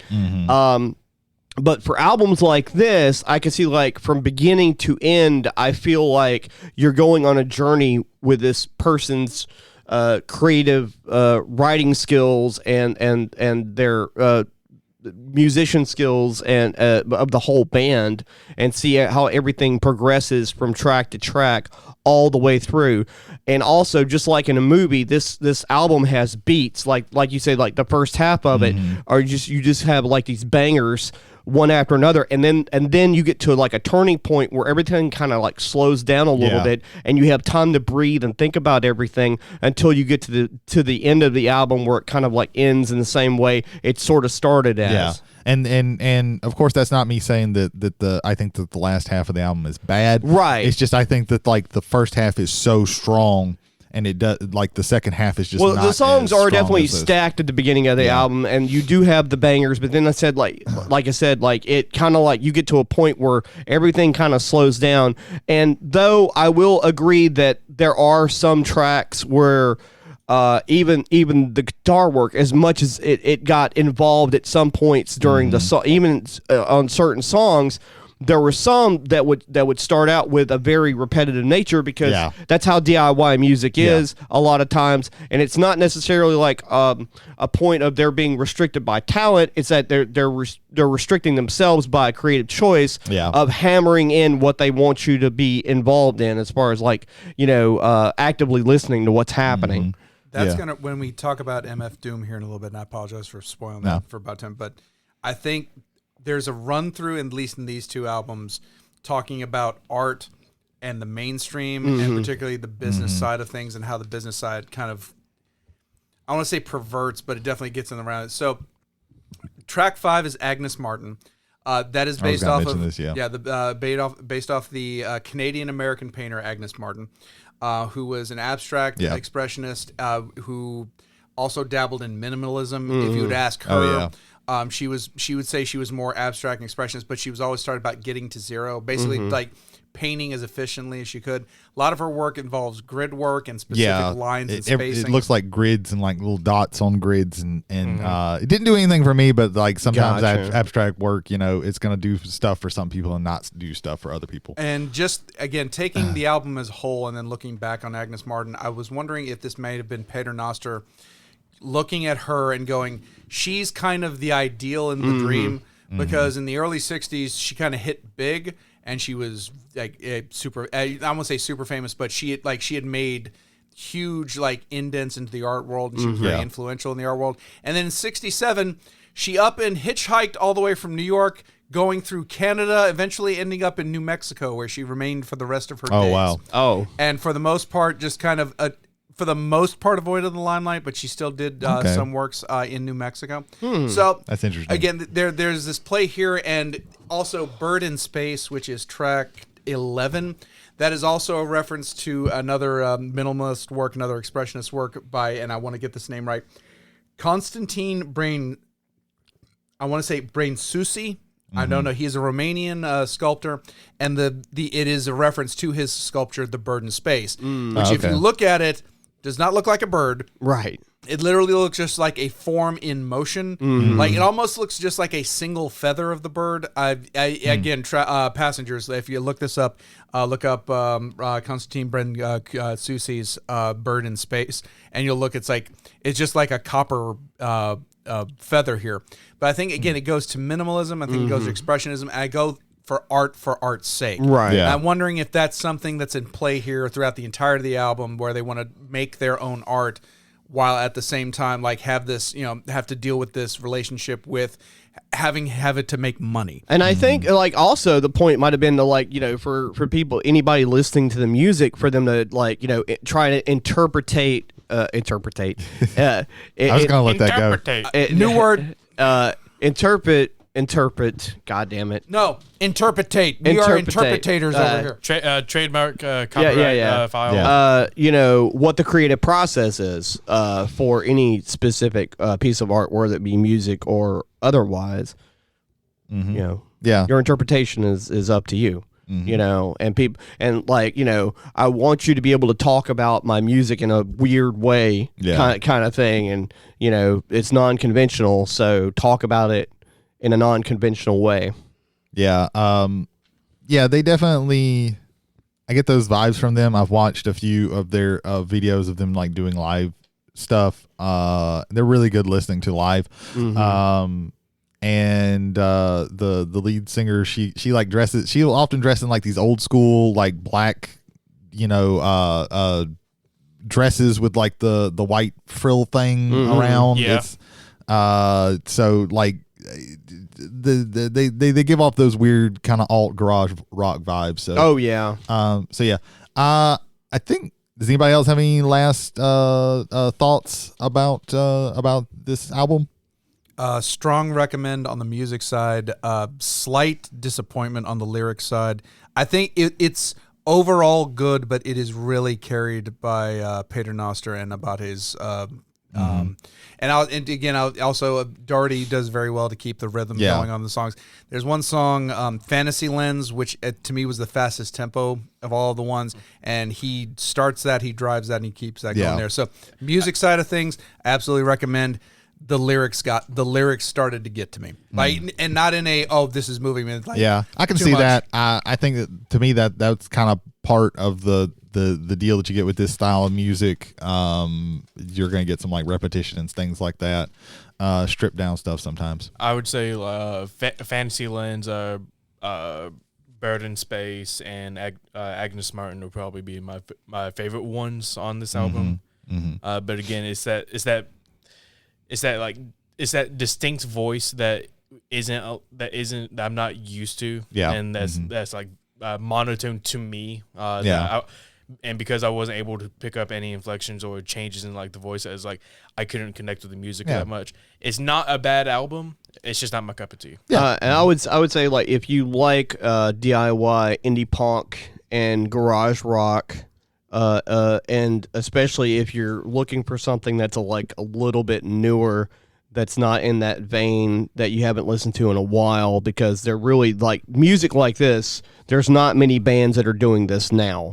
Right now. And also, the problem with mainstream rock and roll is there really aren't any mainstream rock and roll bands that are not 20 plus years old.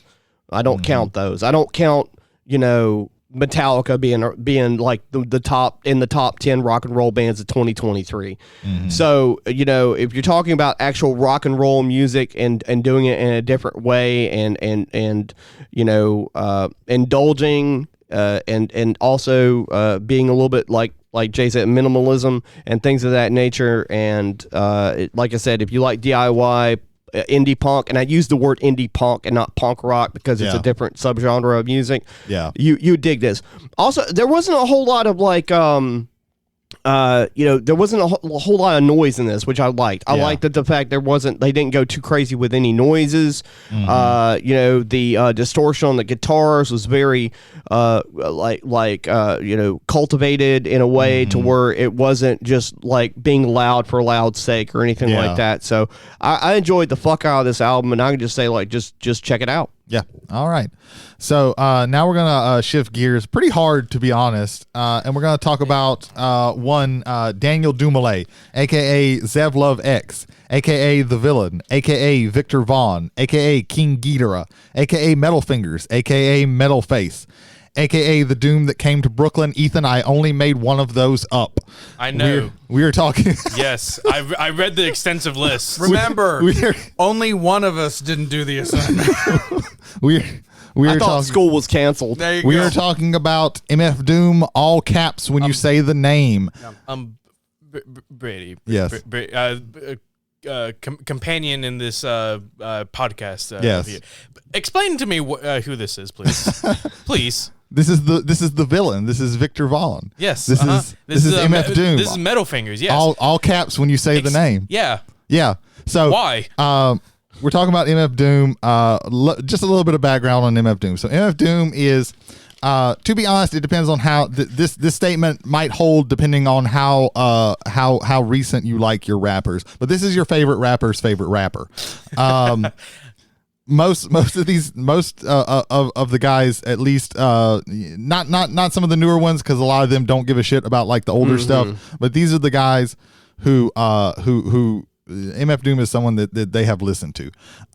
He has done the best that he can to stay away from the mainstream. Every once in a while, dipping his toes into different things. This is MF Doom. So MF Doom is the character that Daniel Dumoulin, he was born in Great Britain and then very early moved to America, and then he got deported and lived in England until his death in October of 2020, which very, very on brand of him. We didn't find out until December of 2020. Wait, he died on Halloween. of 2020. Yeah, he died recording this yesterday. 3 years from yesterday. MF Doom, he wears a mask. He wears this this big metal mask. And he bases his character on the idea of playing a villain, and he does villainous things sometimes. In fact, he's gotten guff for some of these things, because sometimes he'll do things like have a stand-in, wear his mask, and go play his shows that people have paid for. That's great. Until kind of recently, like nobody knew anything about like he's very rarely ever photographed, except he was in a band, a group in his early rap career, where he was Zevlov X. Those are the only times where you can see his face. Every other time he's wearing this mask. And he produces albums under aliases. If you look up Victor Vaughn, there's an album from Victor Vaughn. Doesn't say anything about having MF Doom on it, but you play it, it's an MF Doom record. King Ghidorah is another alternate that he has produced an album for. So, and he like I said, he plays the villain. And people have like asked him about this, and there was like one interview where people were asking him about this, and he was like, "Yeah, I mean, whoever wears the mask, and that's MF Doom. You know, I might have a white guy come out here and play. So he does things like this. MF Doom is like I said, he's a character, and all of his albums are they're hard to explain. And the album that we're talking about is the 2004 album Food, and it is a concept album based on he said it's basically whatever you find on a picnic table or something that would be around a picnic. So everything is like a food oriented. His beats are very avant-garde. This is actually one of the more listenable, in my opinion, of his albums, because sometimes they will be all over the place. They don't usually have like the normal structure of a song. You might be listening to an MF Doom song, and then halfway through it changes beats and changes cadence and all this stuff. Or there's going to be an interlude where he plays part of the like 60s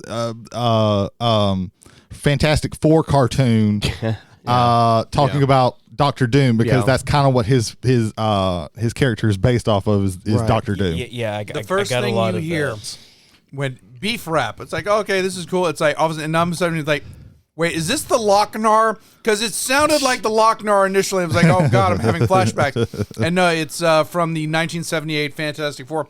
John Stevenson voiced it. That's a new one. We got. So we're just adding new words to the lexicon. He voiced Doom in the 78 Fantastic Four series.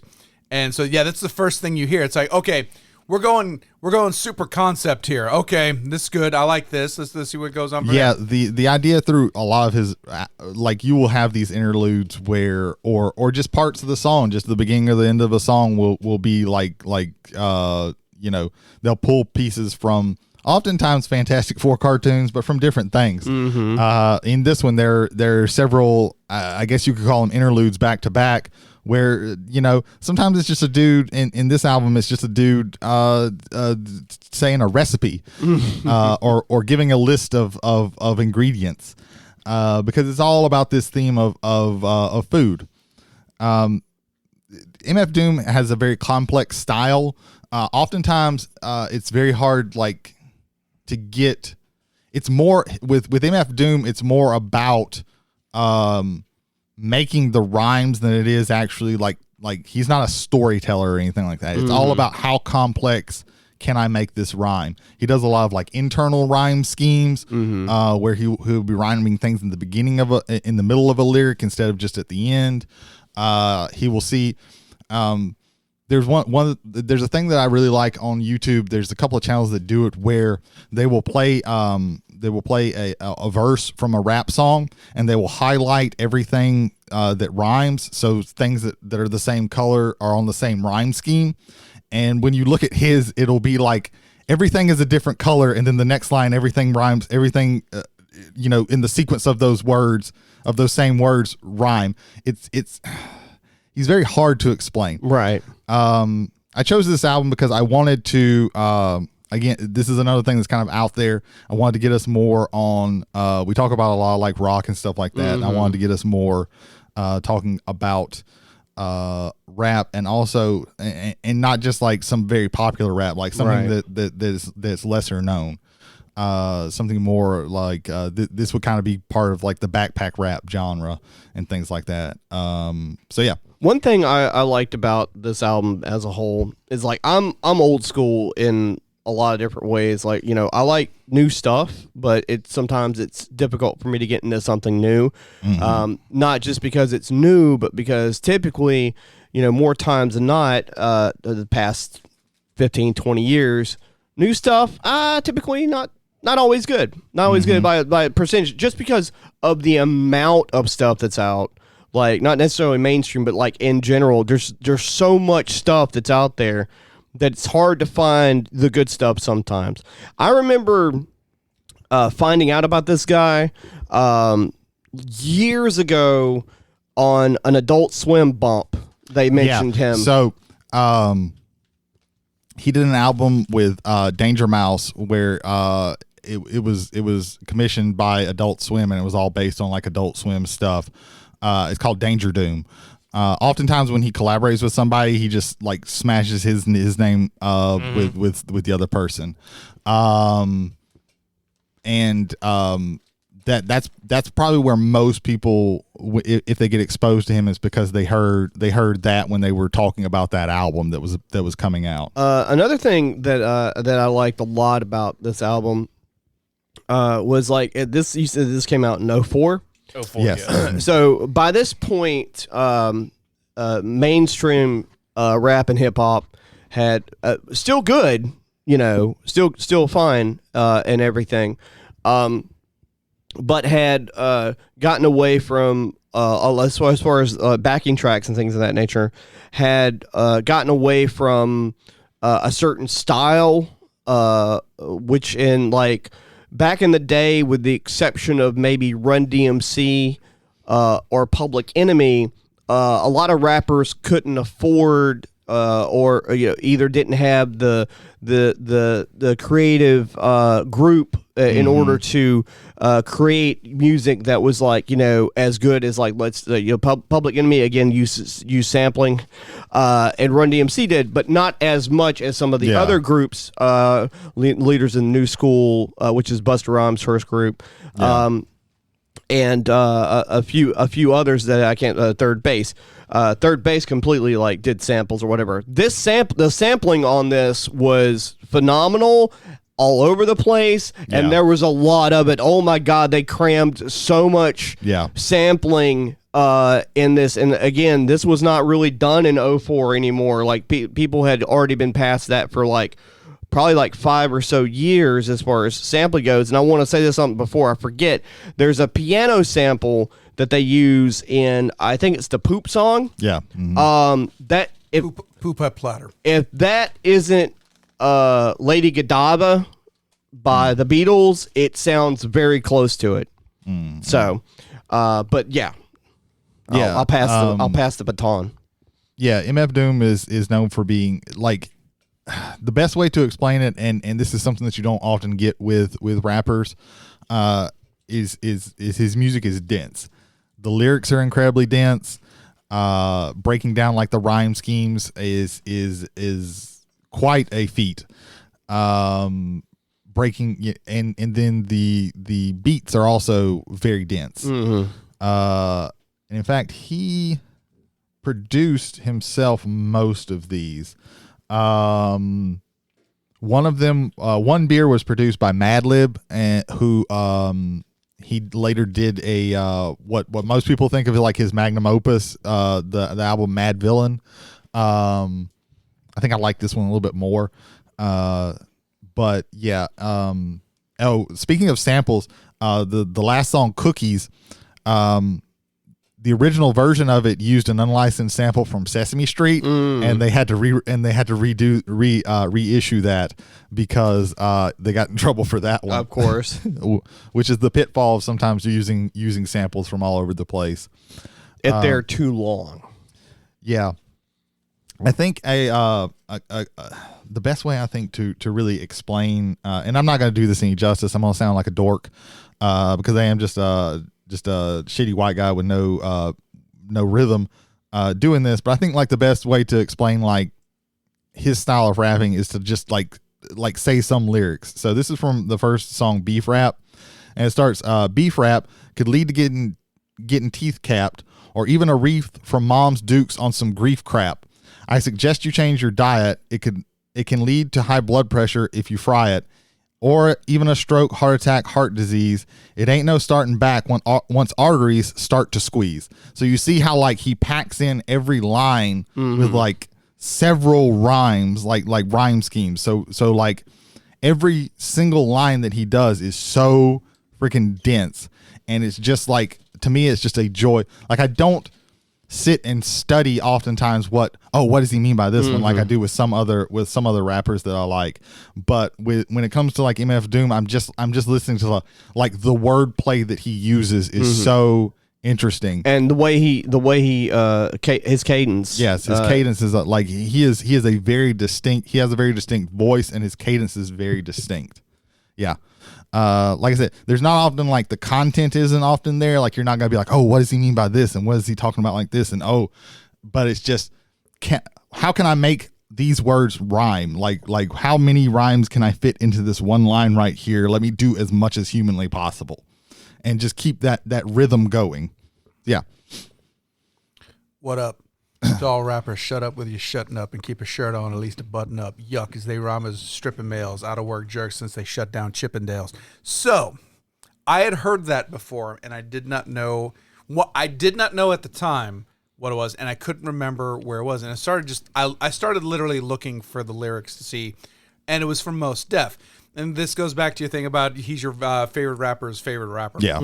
Mos Def was doing an interview in studio, and he heard this, and he just put on, I love that line where he tricks on this. And it's like, this man clearly had the respect of some of the best in the game. Period. Oh, yeah. Like, when Mos Def is like stomping his feet and clapping hands in a studio with just 4 or 5 of his people around him, you know that's genuine. I mean, he'd say, holy shit. I think it was 2020. Mos Def actually did a little short video, because it's a short song. Most of MF Doom's songs are short. Of All Caps from Mad Villain, which is one of his more well known songs.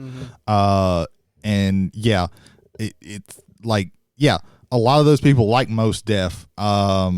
I got Gorillaz vibes too. Like there was I felt like some of not what like musically. Yeah, and I think it's because some of like in the first couple of mainly the first Gorillaz album, several of their songs, most well known Clint Eastwood, are with Del the Funky Homo Sapien, and that's kind of the same subgenre of rap and hip hop that MF Doom I think also is in.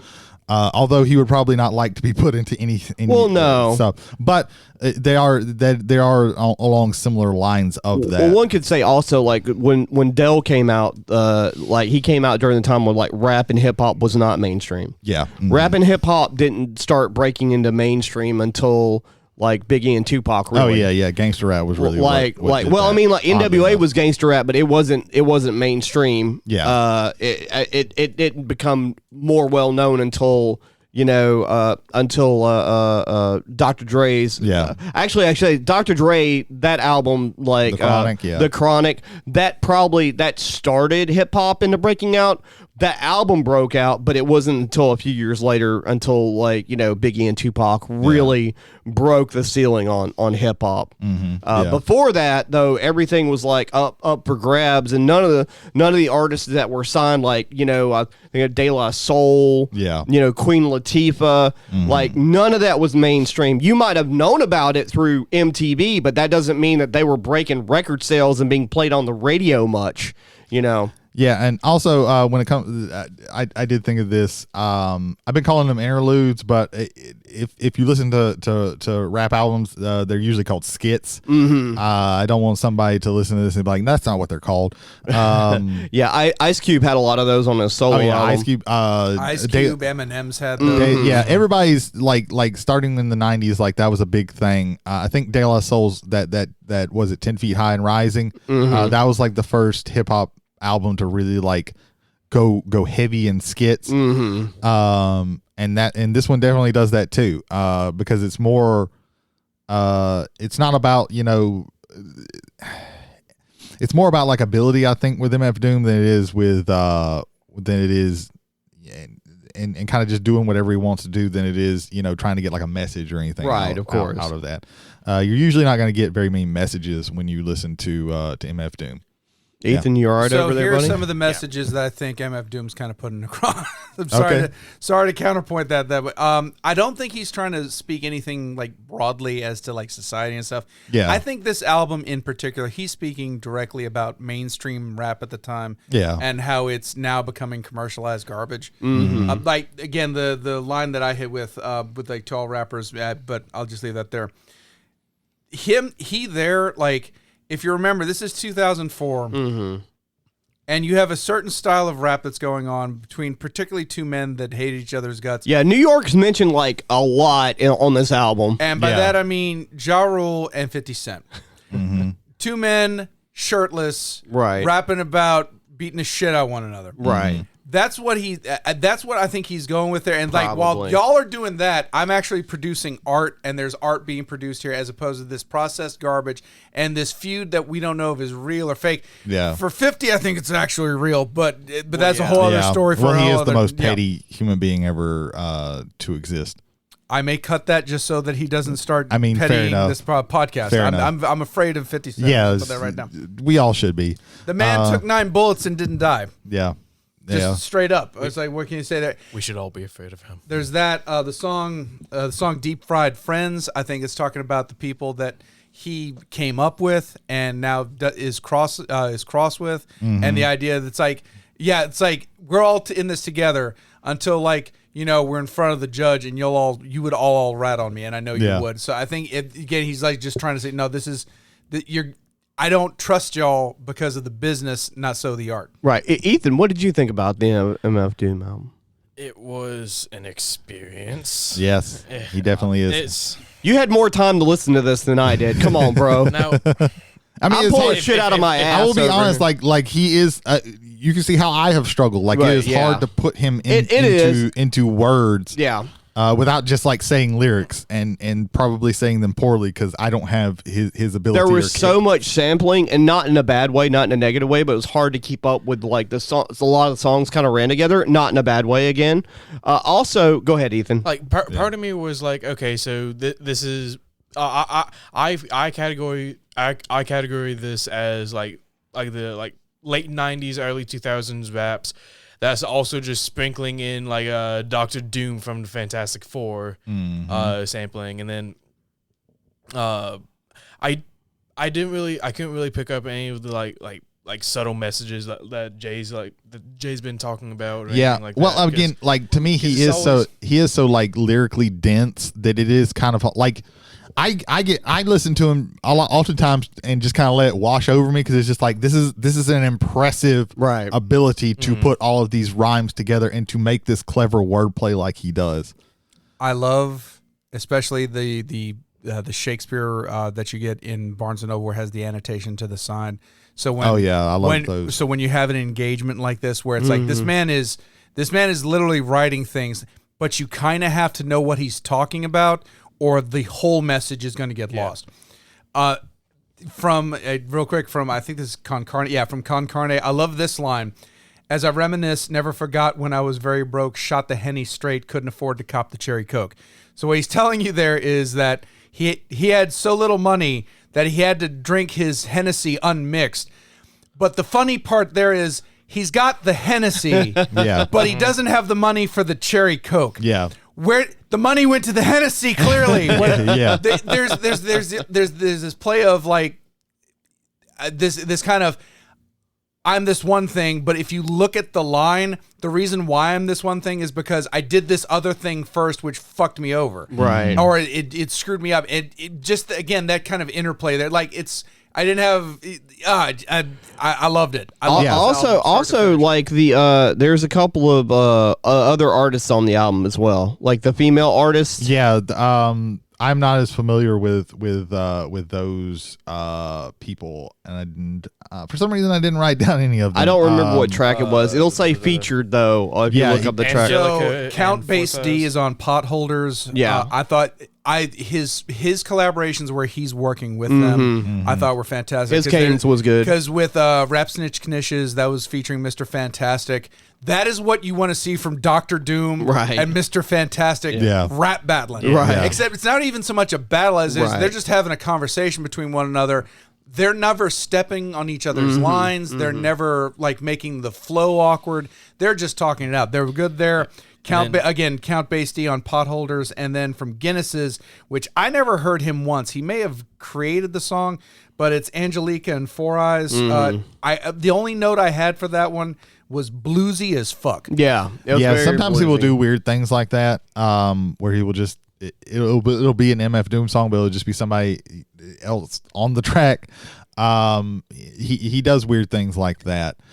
He's very good with like collaborations. He collaborates with this other guy named Czarface.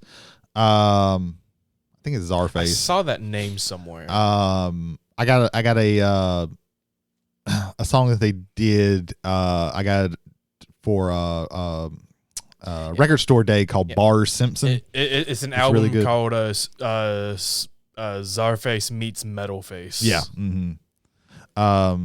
So yeah, he does a really good. He's really good when it comes to like collaborating.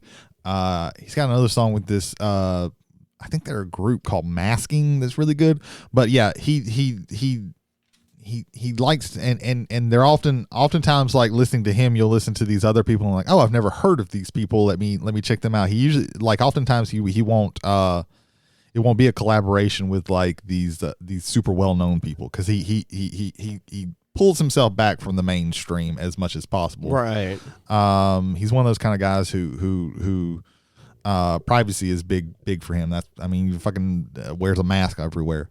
I had mentioned talking about Screaming Females like DIY. It's definitely DIY hip hop and rap for sure. Yeah. It's definitely like it's got the raw quality of not the production, but just like the creative side of it feels very raw and real, like rap and hip. I'm not saying like hip hop and rap artists of today are not genuine, but if they're mainstream, a lot of times it doesn't come off as genuine, like what they're saying, because a lot of times they didn't write those words.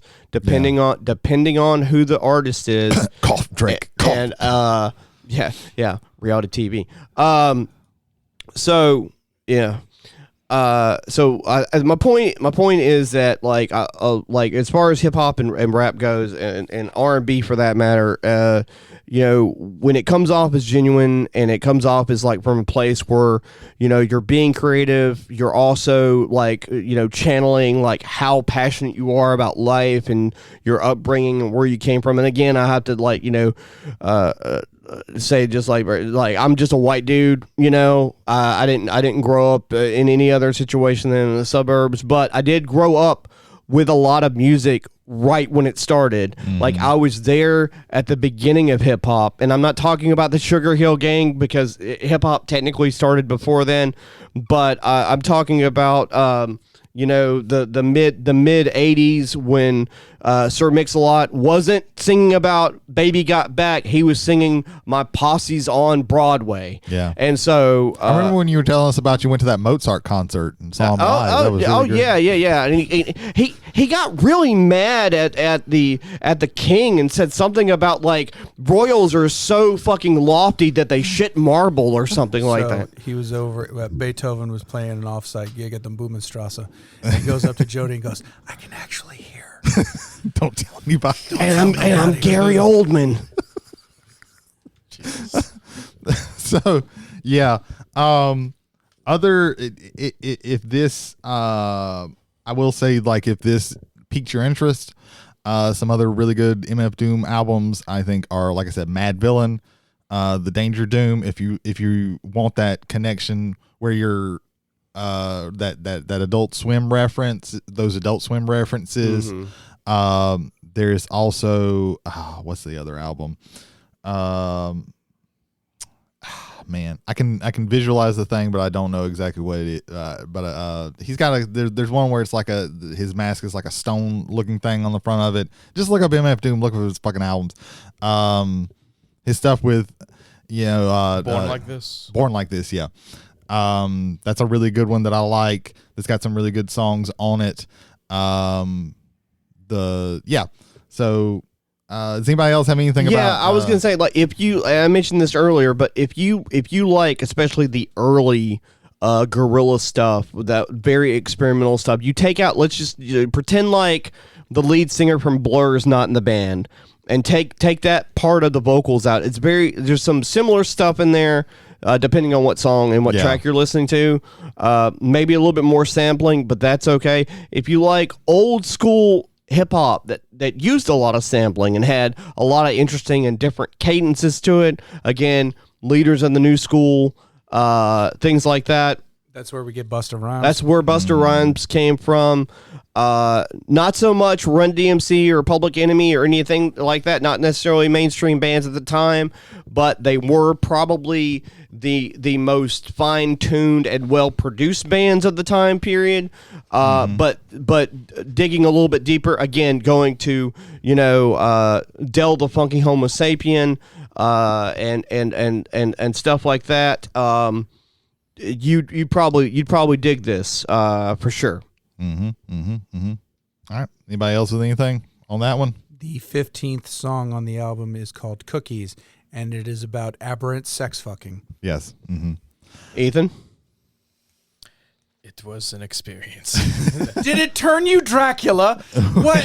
It was an experience. It was an experience. We are- Did you I'll watch never Dracula? forget. We are absolutely. I'm taking Ethan for a ride. So that brings us to our last album. When Coheed and Cambria is the most normal thing you're going to hear out of the three. Yeah, that is interesting. So Coheed and Cambria is a progressive rock band that was formed in 1995. The members. Wow, 95. Yeah. The members now the members are Claudio Sanchez on vocals and guitar, Travis Stever on lead guitar and sometimes vocals, Josh Eppard on drums, and Zach Cooper on bass. At the time of the album that we're talking about, Year of the Black Rainbow in 2010, it was Chris Penny on the drums and Michael Todd on the bass. Both of them have left the band. And specifically Michael Todd, this was his final album with the band. Yeah, he got bad on drugs and they kicked him the fuck out. And Josh Eppard was actually the original drummer, and he got bad on drugs and they kicked him out, but then he got clean and he's been the drummer ever since the next album that they because did. I believe Penny, this was his first album with the This band. was his first full album. He played with the band in the last album. He just didn't record the last album. Okay. Actually, the last two albums he played with them. He just didn't necessarily record them. So Coheed and Cambria, they're one of my favorite bands until probably this, and probably very recently they were my favorite band. They are they're like I said, they're a progressive rock band, and every album that they have ever had but one is a concept album. There's an overarching story that they are telling. On top of that, with side stories. The first three albums this is their fourth album. This is their fifth album. I'm sorry. Their first four albums told parts 2, 3, and parts 1 and 2 of part 4 of an overarching story called the Amory Wars. And then Year of the Black Rainbow is going back and is a prequel to their other albums. So yeah, this is the overarching story takes place. If you've ever seen anything with Coheed and Cambria, you will see this kind of triangular, circular with triangles and circles and all over the place symbol, and this symbol stands for the key work, which is an area called Heaven's Fence, which is these plants that are grouped in this position with these. It's described as like lights and things that connect them that allow for ease of travel to them, but they're also like a substance. Coheed and Cambria is named for the main characters of the albums, Coheed and Cambria Kilgannon. This is I hate to interrupt you. Yes. But you've settled something that I had in my notes. So for the fourth song, Here We Are Juggernaut, which per Spotify is the most played song from this album. It's 6.6 million. This was that was their first single from this album. Yeah. Stadium Alt Rock. There is a story here. I don't know it, and that lack of knowledge is getting in the way. Yeah. So I had a disconnect. It lowered the album for me, but I knew that it was coming from me and not the album, not the work. I knew that there was some sort of story behind all of this. Yeah. And I didn't realize that it was the prequel. I thought this was like the final chapter. Mm-hmm. It kind of intrigues me that this is effectively the first chapter for this story, written after we've told it, which is kind of that interests me. Like, again, English major brain is kicking in here. This is going to come off. I'm not trying to be down on you. I wish I had known this story going into it, because I might have been able to understand this album more. So. Yeah.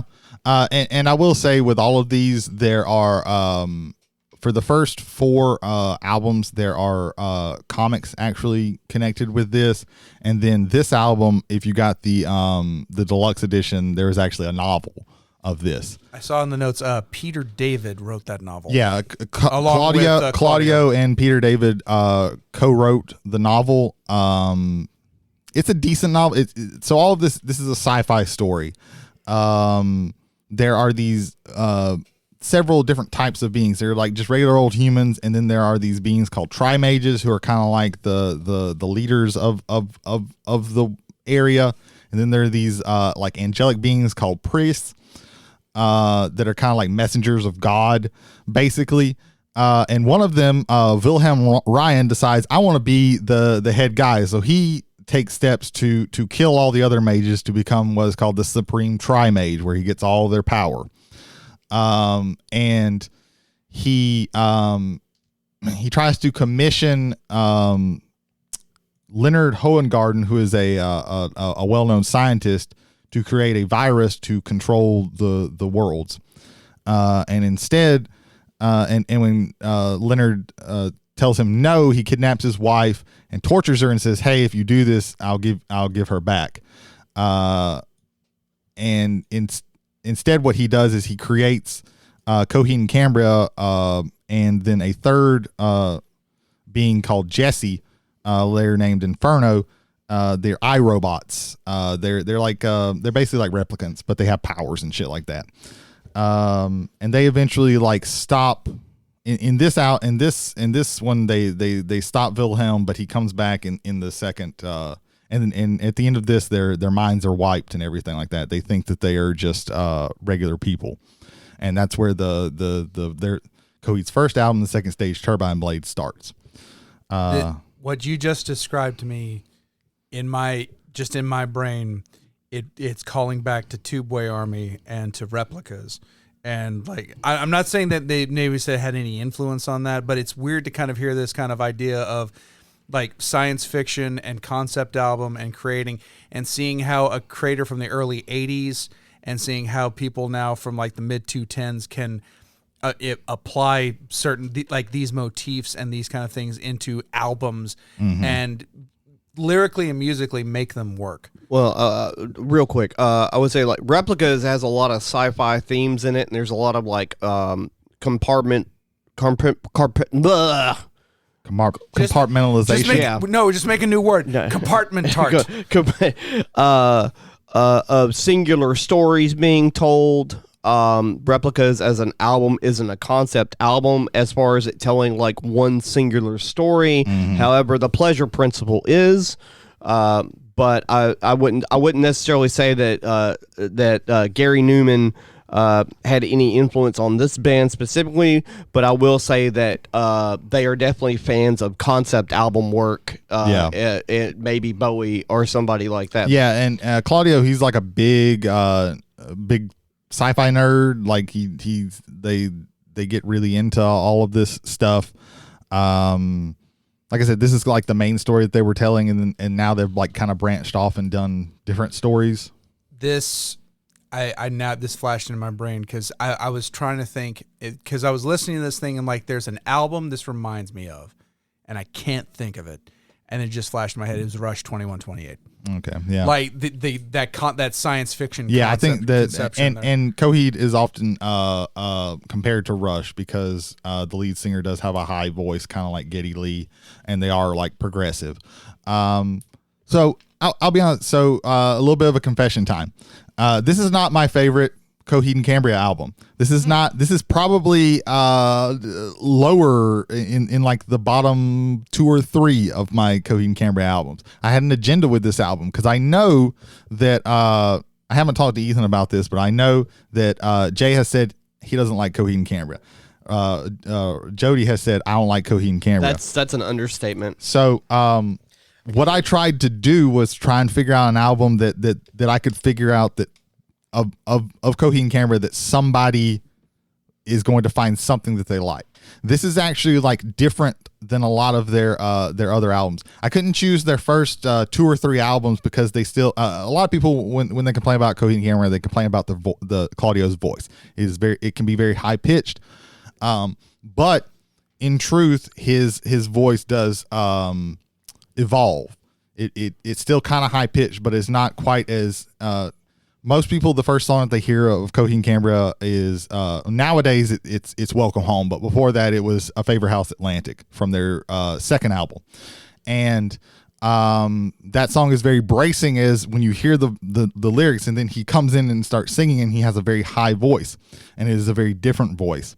So I chose this one because this is actually kind of different than a lot of their other albums. This album was actually produced by Atticus Ross, who has produced 9 Inch Nails, and he also worked with Trent Reznor on several of his scores that he did for movies. Also, Joe Barresi, who's worked with Tool. Yeah, so this has a darker quality than most of their other albums. And again, a lot of people who are like really into Coheed and Cambria, they don't like this album quite as much. I still think this is a good album, especially I re-listened to it before I chose it because I wanted to make sure. Because I couldn't choose No World for Tomorrow because that's my favorite album of theirs, and I don't want that one drugged through the coals if nobody likes it. I don't want to do that. I think that their second album is probably their best, in Keeping Secrets of Silent Earth 3. But again, it still has that's where Favorite House Atlantic comes from, and it still has that voice that nobody's probably gonna like. But I thought this one was different enough. I thought about the album after this, which is the Afterman Ascension. But the problem with that one is a double album. There's Ascension and Descension, and I didn't want to make y'all listen to a double album because I think also specifically a deluxe of the Ascension one. Yeah, there's all right. So there's Ascension and Descension, and then there's also what do they call it? There's two albums of basically dang, what do they call them? Demo versions of each of those. I feel like Brady's about to pull out the red yarn. So he's already been red yarning, dude. That's this whole conversation. I've actually like hit it. So when we were coming back from the Coheed concert in September, Ricky asked, "Hey, so why are they named Coheed and Cambria?" And for like the next 45 minutes, I'm telling him everything that I know about the lore of Coheed and Cambria. And I'm like, hey, please stop me because I know too much about this shit and I'm just going to keep talking. We need to do Coheed cast where you explain all of Coheed. I mean, I could. I need to get, I still, everything that I know, I picked up. I haven't read all of the stuff. I've read the book of Year of the Black Rainbow. Year of the Black Rainbow comes from, Wilhelm Ryan is doing so much bad shit that the gods have basically like blighted all of the worlds to where they're all seeing this black rainbow over it. So it's just telling them, hey, we don't like anything that you're fucking doing. This is so fucking bad. So yeah. But yeah, this what I was trying to do was to get was to try and figure out if I could maybe slip one of these in here and be like, hey, maybe at the very least you say it's not so bad. And if you do hate it, then I'm not going to feel so I'm not precious about this album as much as I am as some of the other albums. So maybe, you know, so yeah, like I said, I'm rambling. So somebody else say something. Yeah, I want to say this, get this out of the way. Okay. So what Brady, like, I understand where he's coming from because Brady's correct. If he would have made us listen to that second album, I would have been very angry. Yes. Because that was like the first time I listened to them. So real quick, backlog, not Coheed and Cambria, but another experience similar. The first song I heard from System of a Down was Sugar. I fucking hated it. Yeah, I fucking hated that song. And then the Spider song came out after that, and I was like, okay, maybe. And then Spiders is my favorite song. It took a while for that band to grow on me. The first time I heard Coheed and Cambria, it was like fucking like 10 or 15 years ago. It was that first video off of that second album, and I was just like, Favor House Atlantic. Yeah. I can't stand this vocalist, and that makes or breaks a band for me. Yeah. If I don't like a vocalist, it's over. I don't care how talented the band is. Maybe I would have liked the instrumental stuff in Creed. Can't get past the vocalist. Doesn't matter how They're good doing a reunion tour. So They're doing a reunion tour on a boat. that's great. On a That's exactly where Creed needs to be, is On a boat, motherfucker. That's Don't great. you ever forget. Yeah. Fuck a boat. I ride buoys, motherfucker. So I'm gonna say this because up until listen to this album 2 days ago, Yeah. Mm-hmm. I couldn't stand the thought of listening to this band. Mm-hmm. And now, after listening to this album, I have to say that I don't hate them, and I hate you for it. I have succeeded. because like first off, the opening track got me because it's like this big like fucking bombastic instrumental, Yeah. like bringing you in. And then, like, when the next track hits, it just, boom, you're right into it. Yeah. I am a sucker for transitions. And I like a good transition.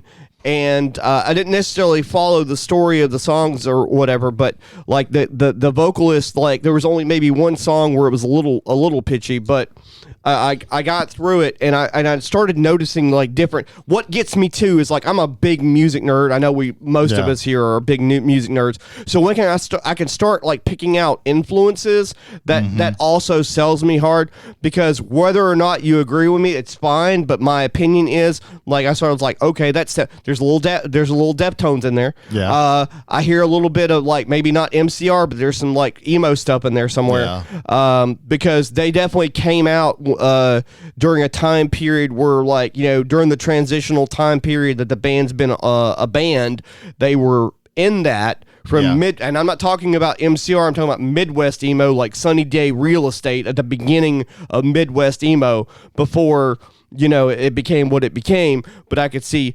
influences from Midwest emo, and then like MySpace emo also, and then I could see some DIY stuff in there. Very progressive.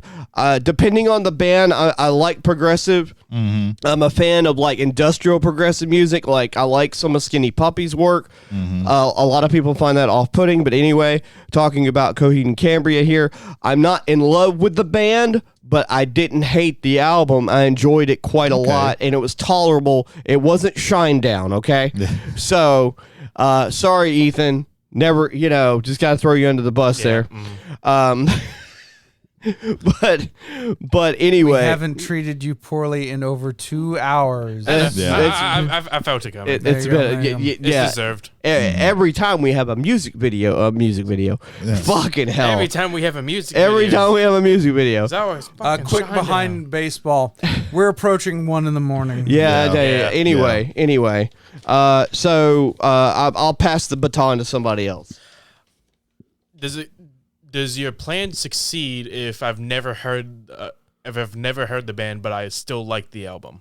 Yeah. If you like the album, then yeah. Okay, then yes. I liked the vast majority of this album. Okay, yeah. And there are songs on here. Again, this isn't my favorite album. Yeah. I think Guns of Summer is one of their worst songs ever. It's I'm so bottom glad you 2. think that, because this was the worst song of all the 3 albums. It's the bottom 2. There's one more in the Afterman Ascension that I think is possibly worse, or at least parts of it are the worst parts of it are worse than the worst parts of this, if that makes sense. There are pieces of that song that I actually like.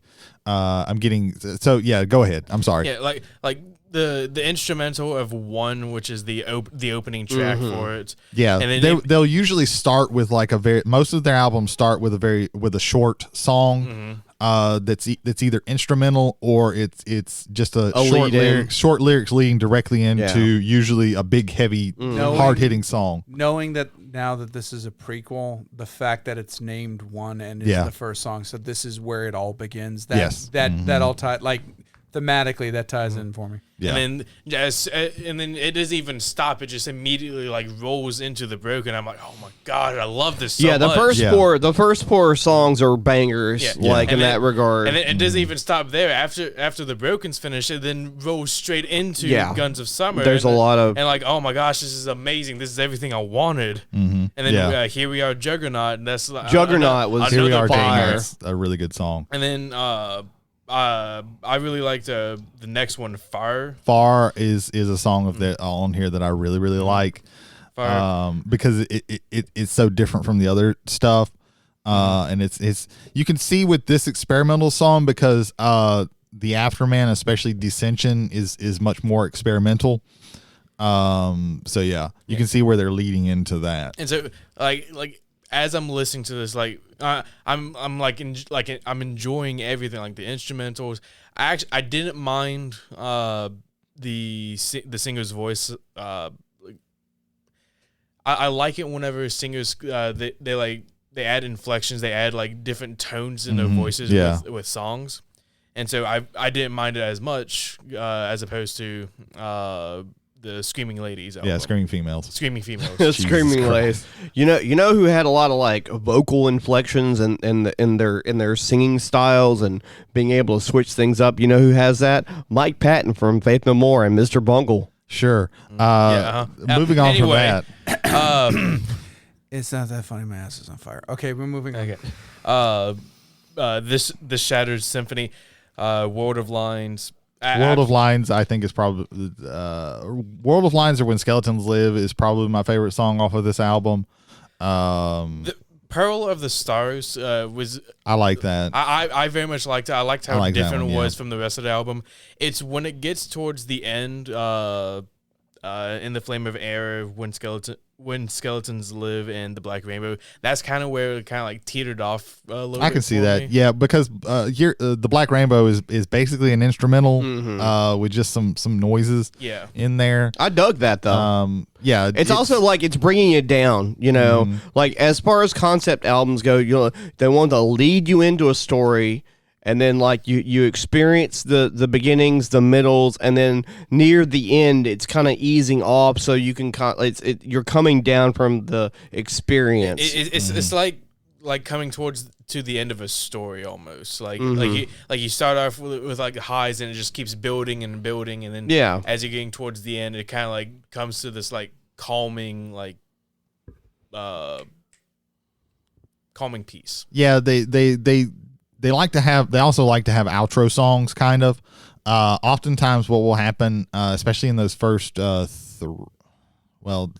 second, the third, and the fourth album, they have these pieces of it are like a side story almost, or like an extra thing where they'll be named something like one, like in their most well-known album, Good Apollo.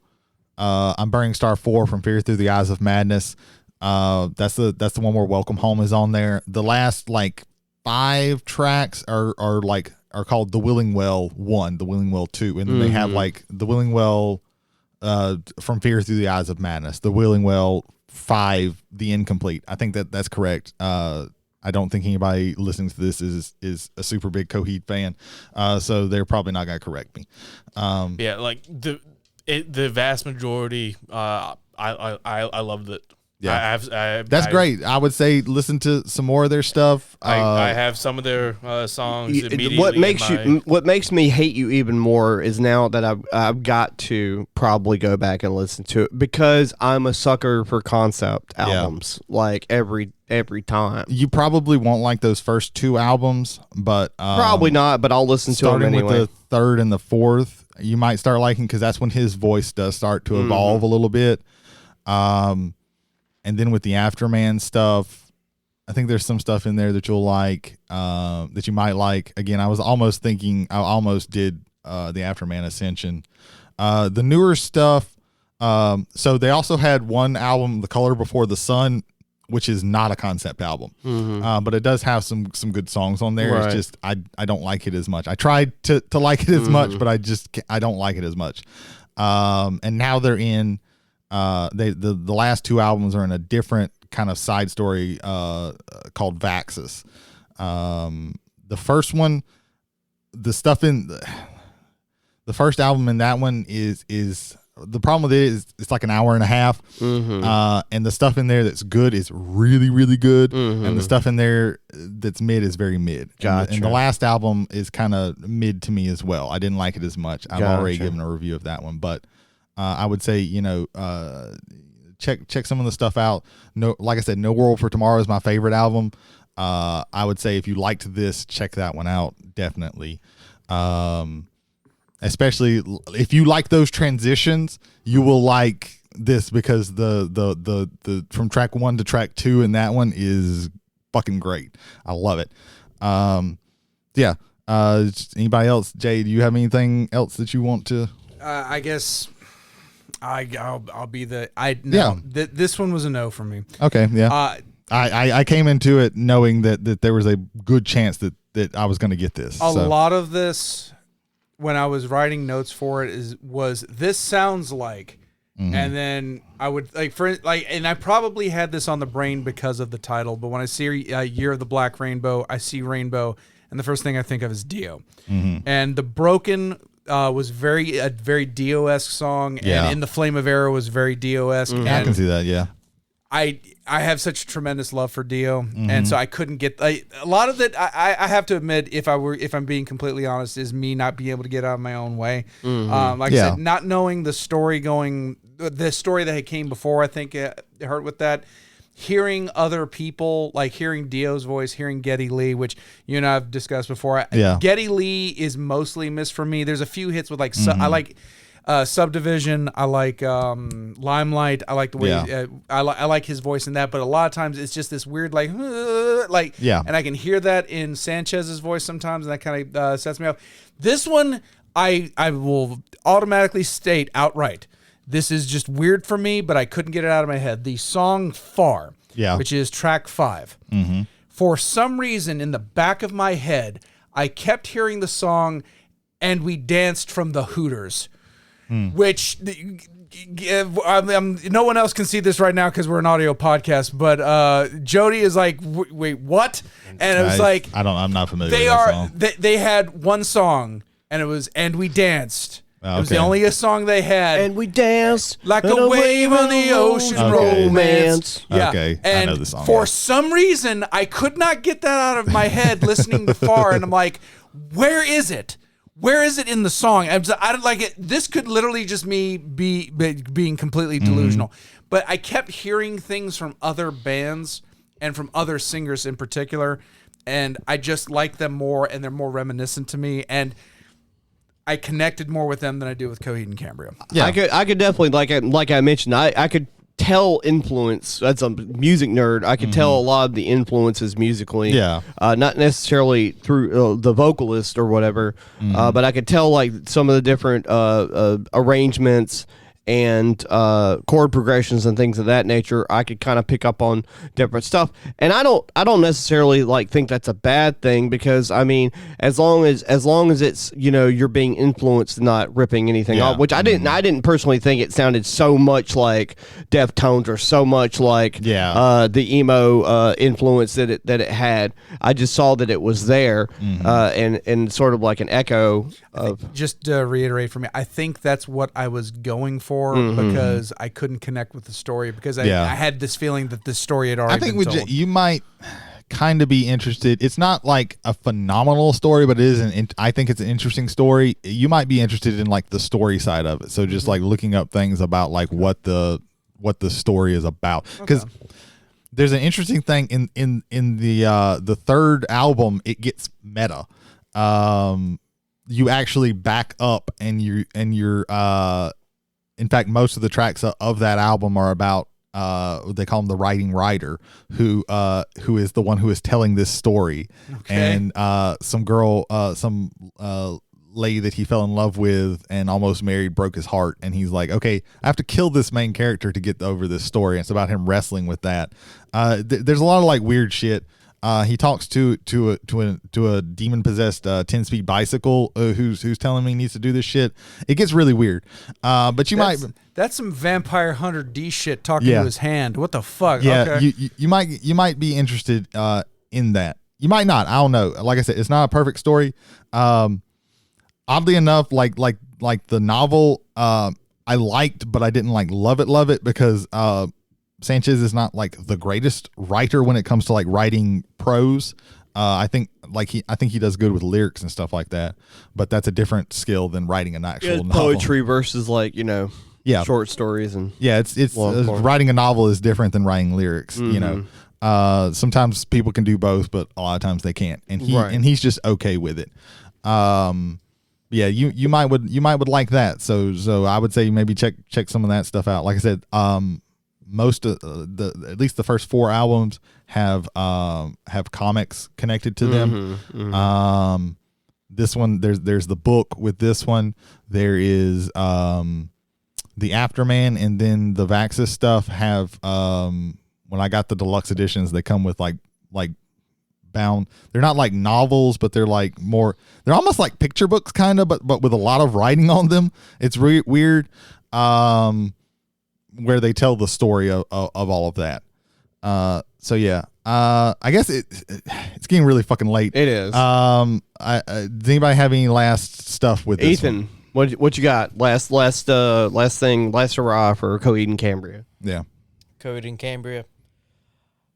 I think I'm gonna look into the other albums because I feel like I enjoyed this too much to where I kind of want to see what else they have else to offer. Yeah. I think once I get through the current run of listening to the same 3 musicals over and over again for the next 2 or 3 months, when I get through that, I'll probably go back and listen to more Coheed and Cambria albums. That's good. I will break from this tradition and say rest in peace, Daniel Dumoulin. Okay. MF Doom. That's listening to that album, knowing he's gone. That hurt. Yeah. That legitimately hurt. Yeah, it did. I hope you got something out of the albums if you listen to them. If not, write Jay and tell him I'm not going to listen to that shit. I will be listening to all of the Screaming Females albums. I need to listen to some of them. I've listened to the newest album. I've listened to this album. But yeah. So that ends the mixtape. Let's get these shout outs done really quick because it is really fucking late. Jody. Matthew Lillard. Matthew Lillard and Jarrett Hubbard and Tawny Katane. We've turned Kevin Shutt into Matthew Lillard now. Host a show.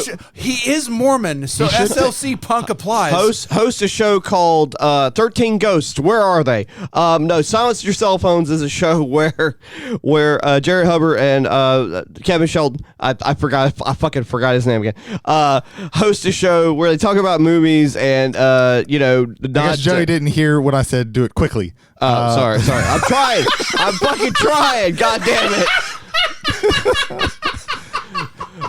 I put too much pressure on you. Silence your cell phones. Check them out. They're on all the podcasts. Ethan, go. Whiskey and Wrestling, Jason Holder, Micah Hill. Whiskey, yes. Wrestling, good and or bad. Listen, watch, maybe. Who knows? Future. Why use many words when few words work? Jay. The completed podcast. Don't eat it Outback. And if you are in the area of Gaucher and you want to check out some board games or some RPGs or some Magics or some Pokemons, or coming Friday, Lorcana. They're actually going to have fucking Lorcana. Disney. And because this is coming out after that, Brady and Jason will have bought we will probably have bought it. We will probably have bought it all. And if not, maybe me too. It all depends on really when I can get up here on Friday. But yeah, they're gonna card games, anything like that. If you need D&D minis, come out on Wednesdays are RPG night.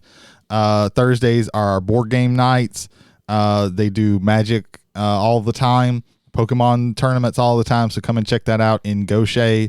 And thank you, Cameron Sparrow, the God Emperor of McNarbs. Fearology, jail, kite, horror movies, possibly. Yeah. 12 episodes. You got- Spotify. Yep. Yeah, there you go. Mm-hmm. I'm Jody Kite. I'm Ethan Skinner. I'm James McCarthy. I'm Brady Davis. Thanks for stopping by and enjoying the ride, Bye. guys.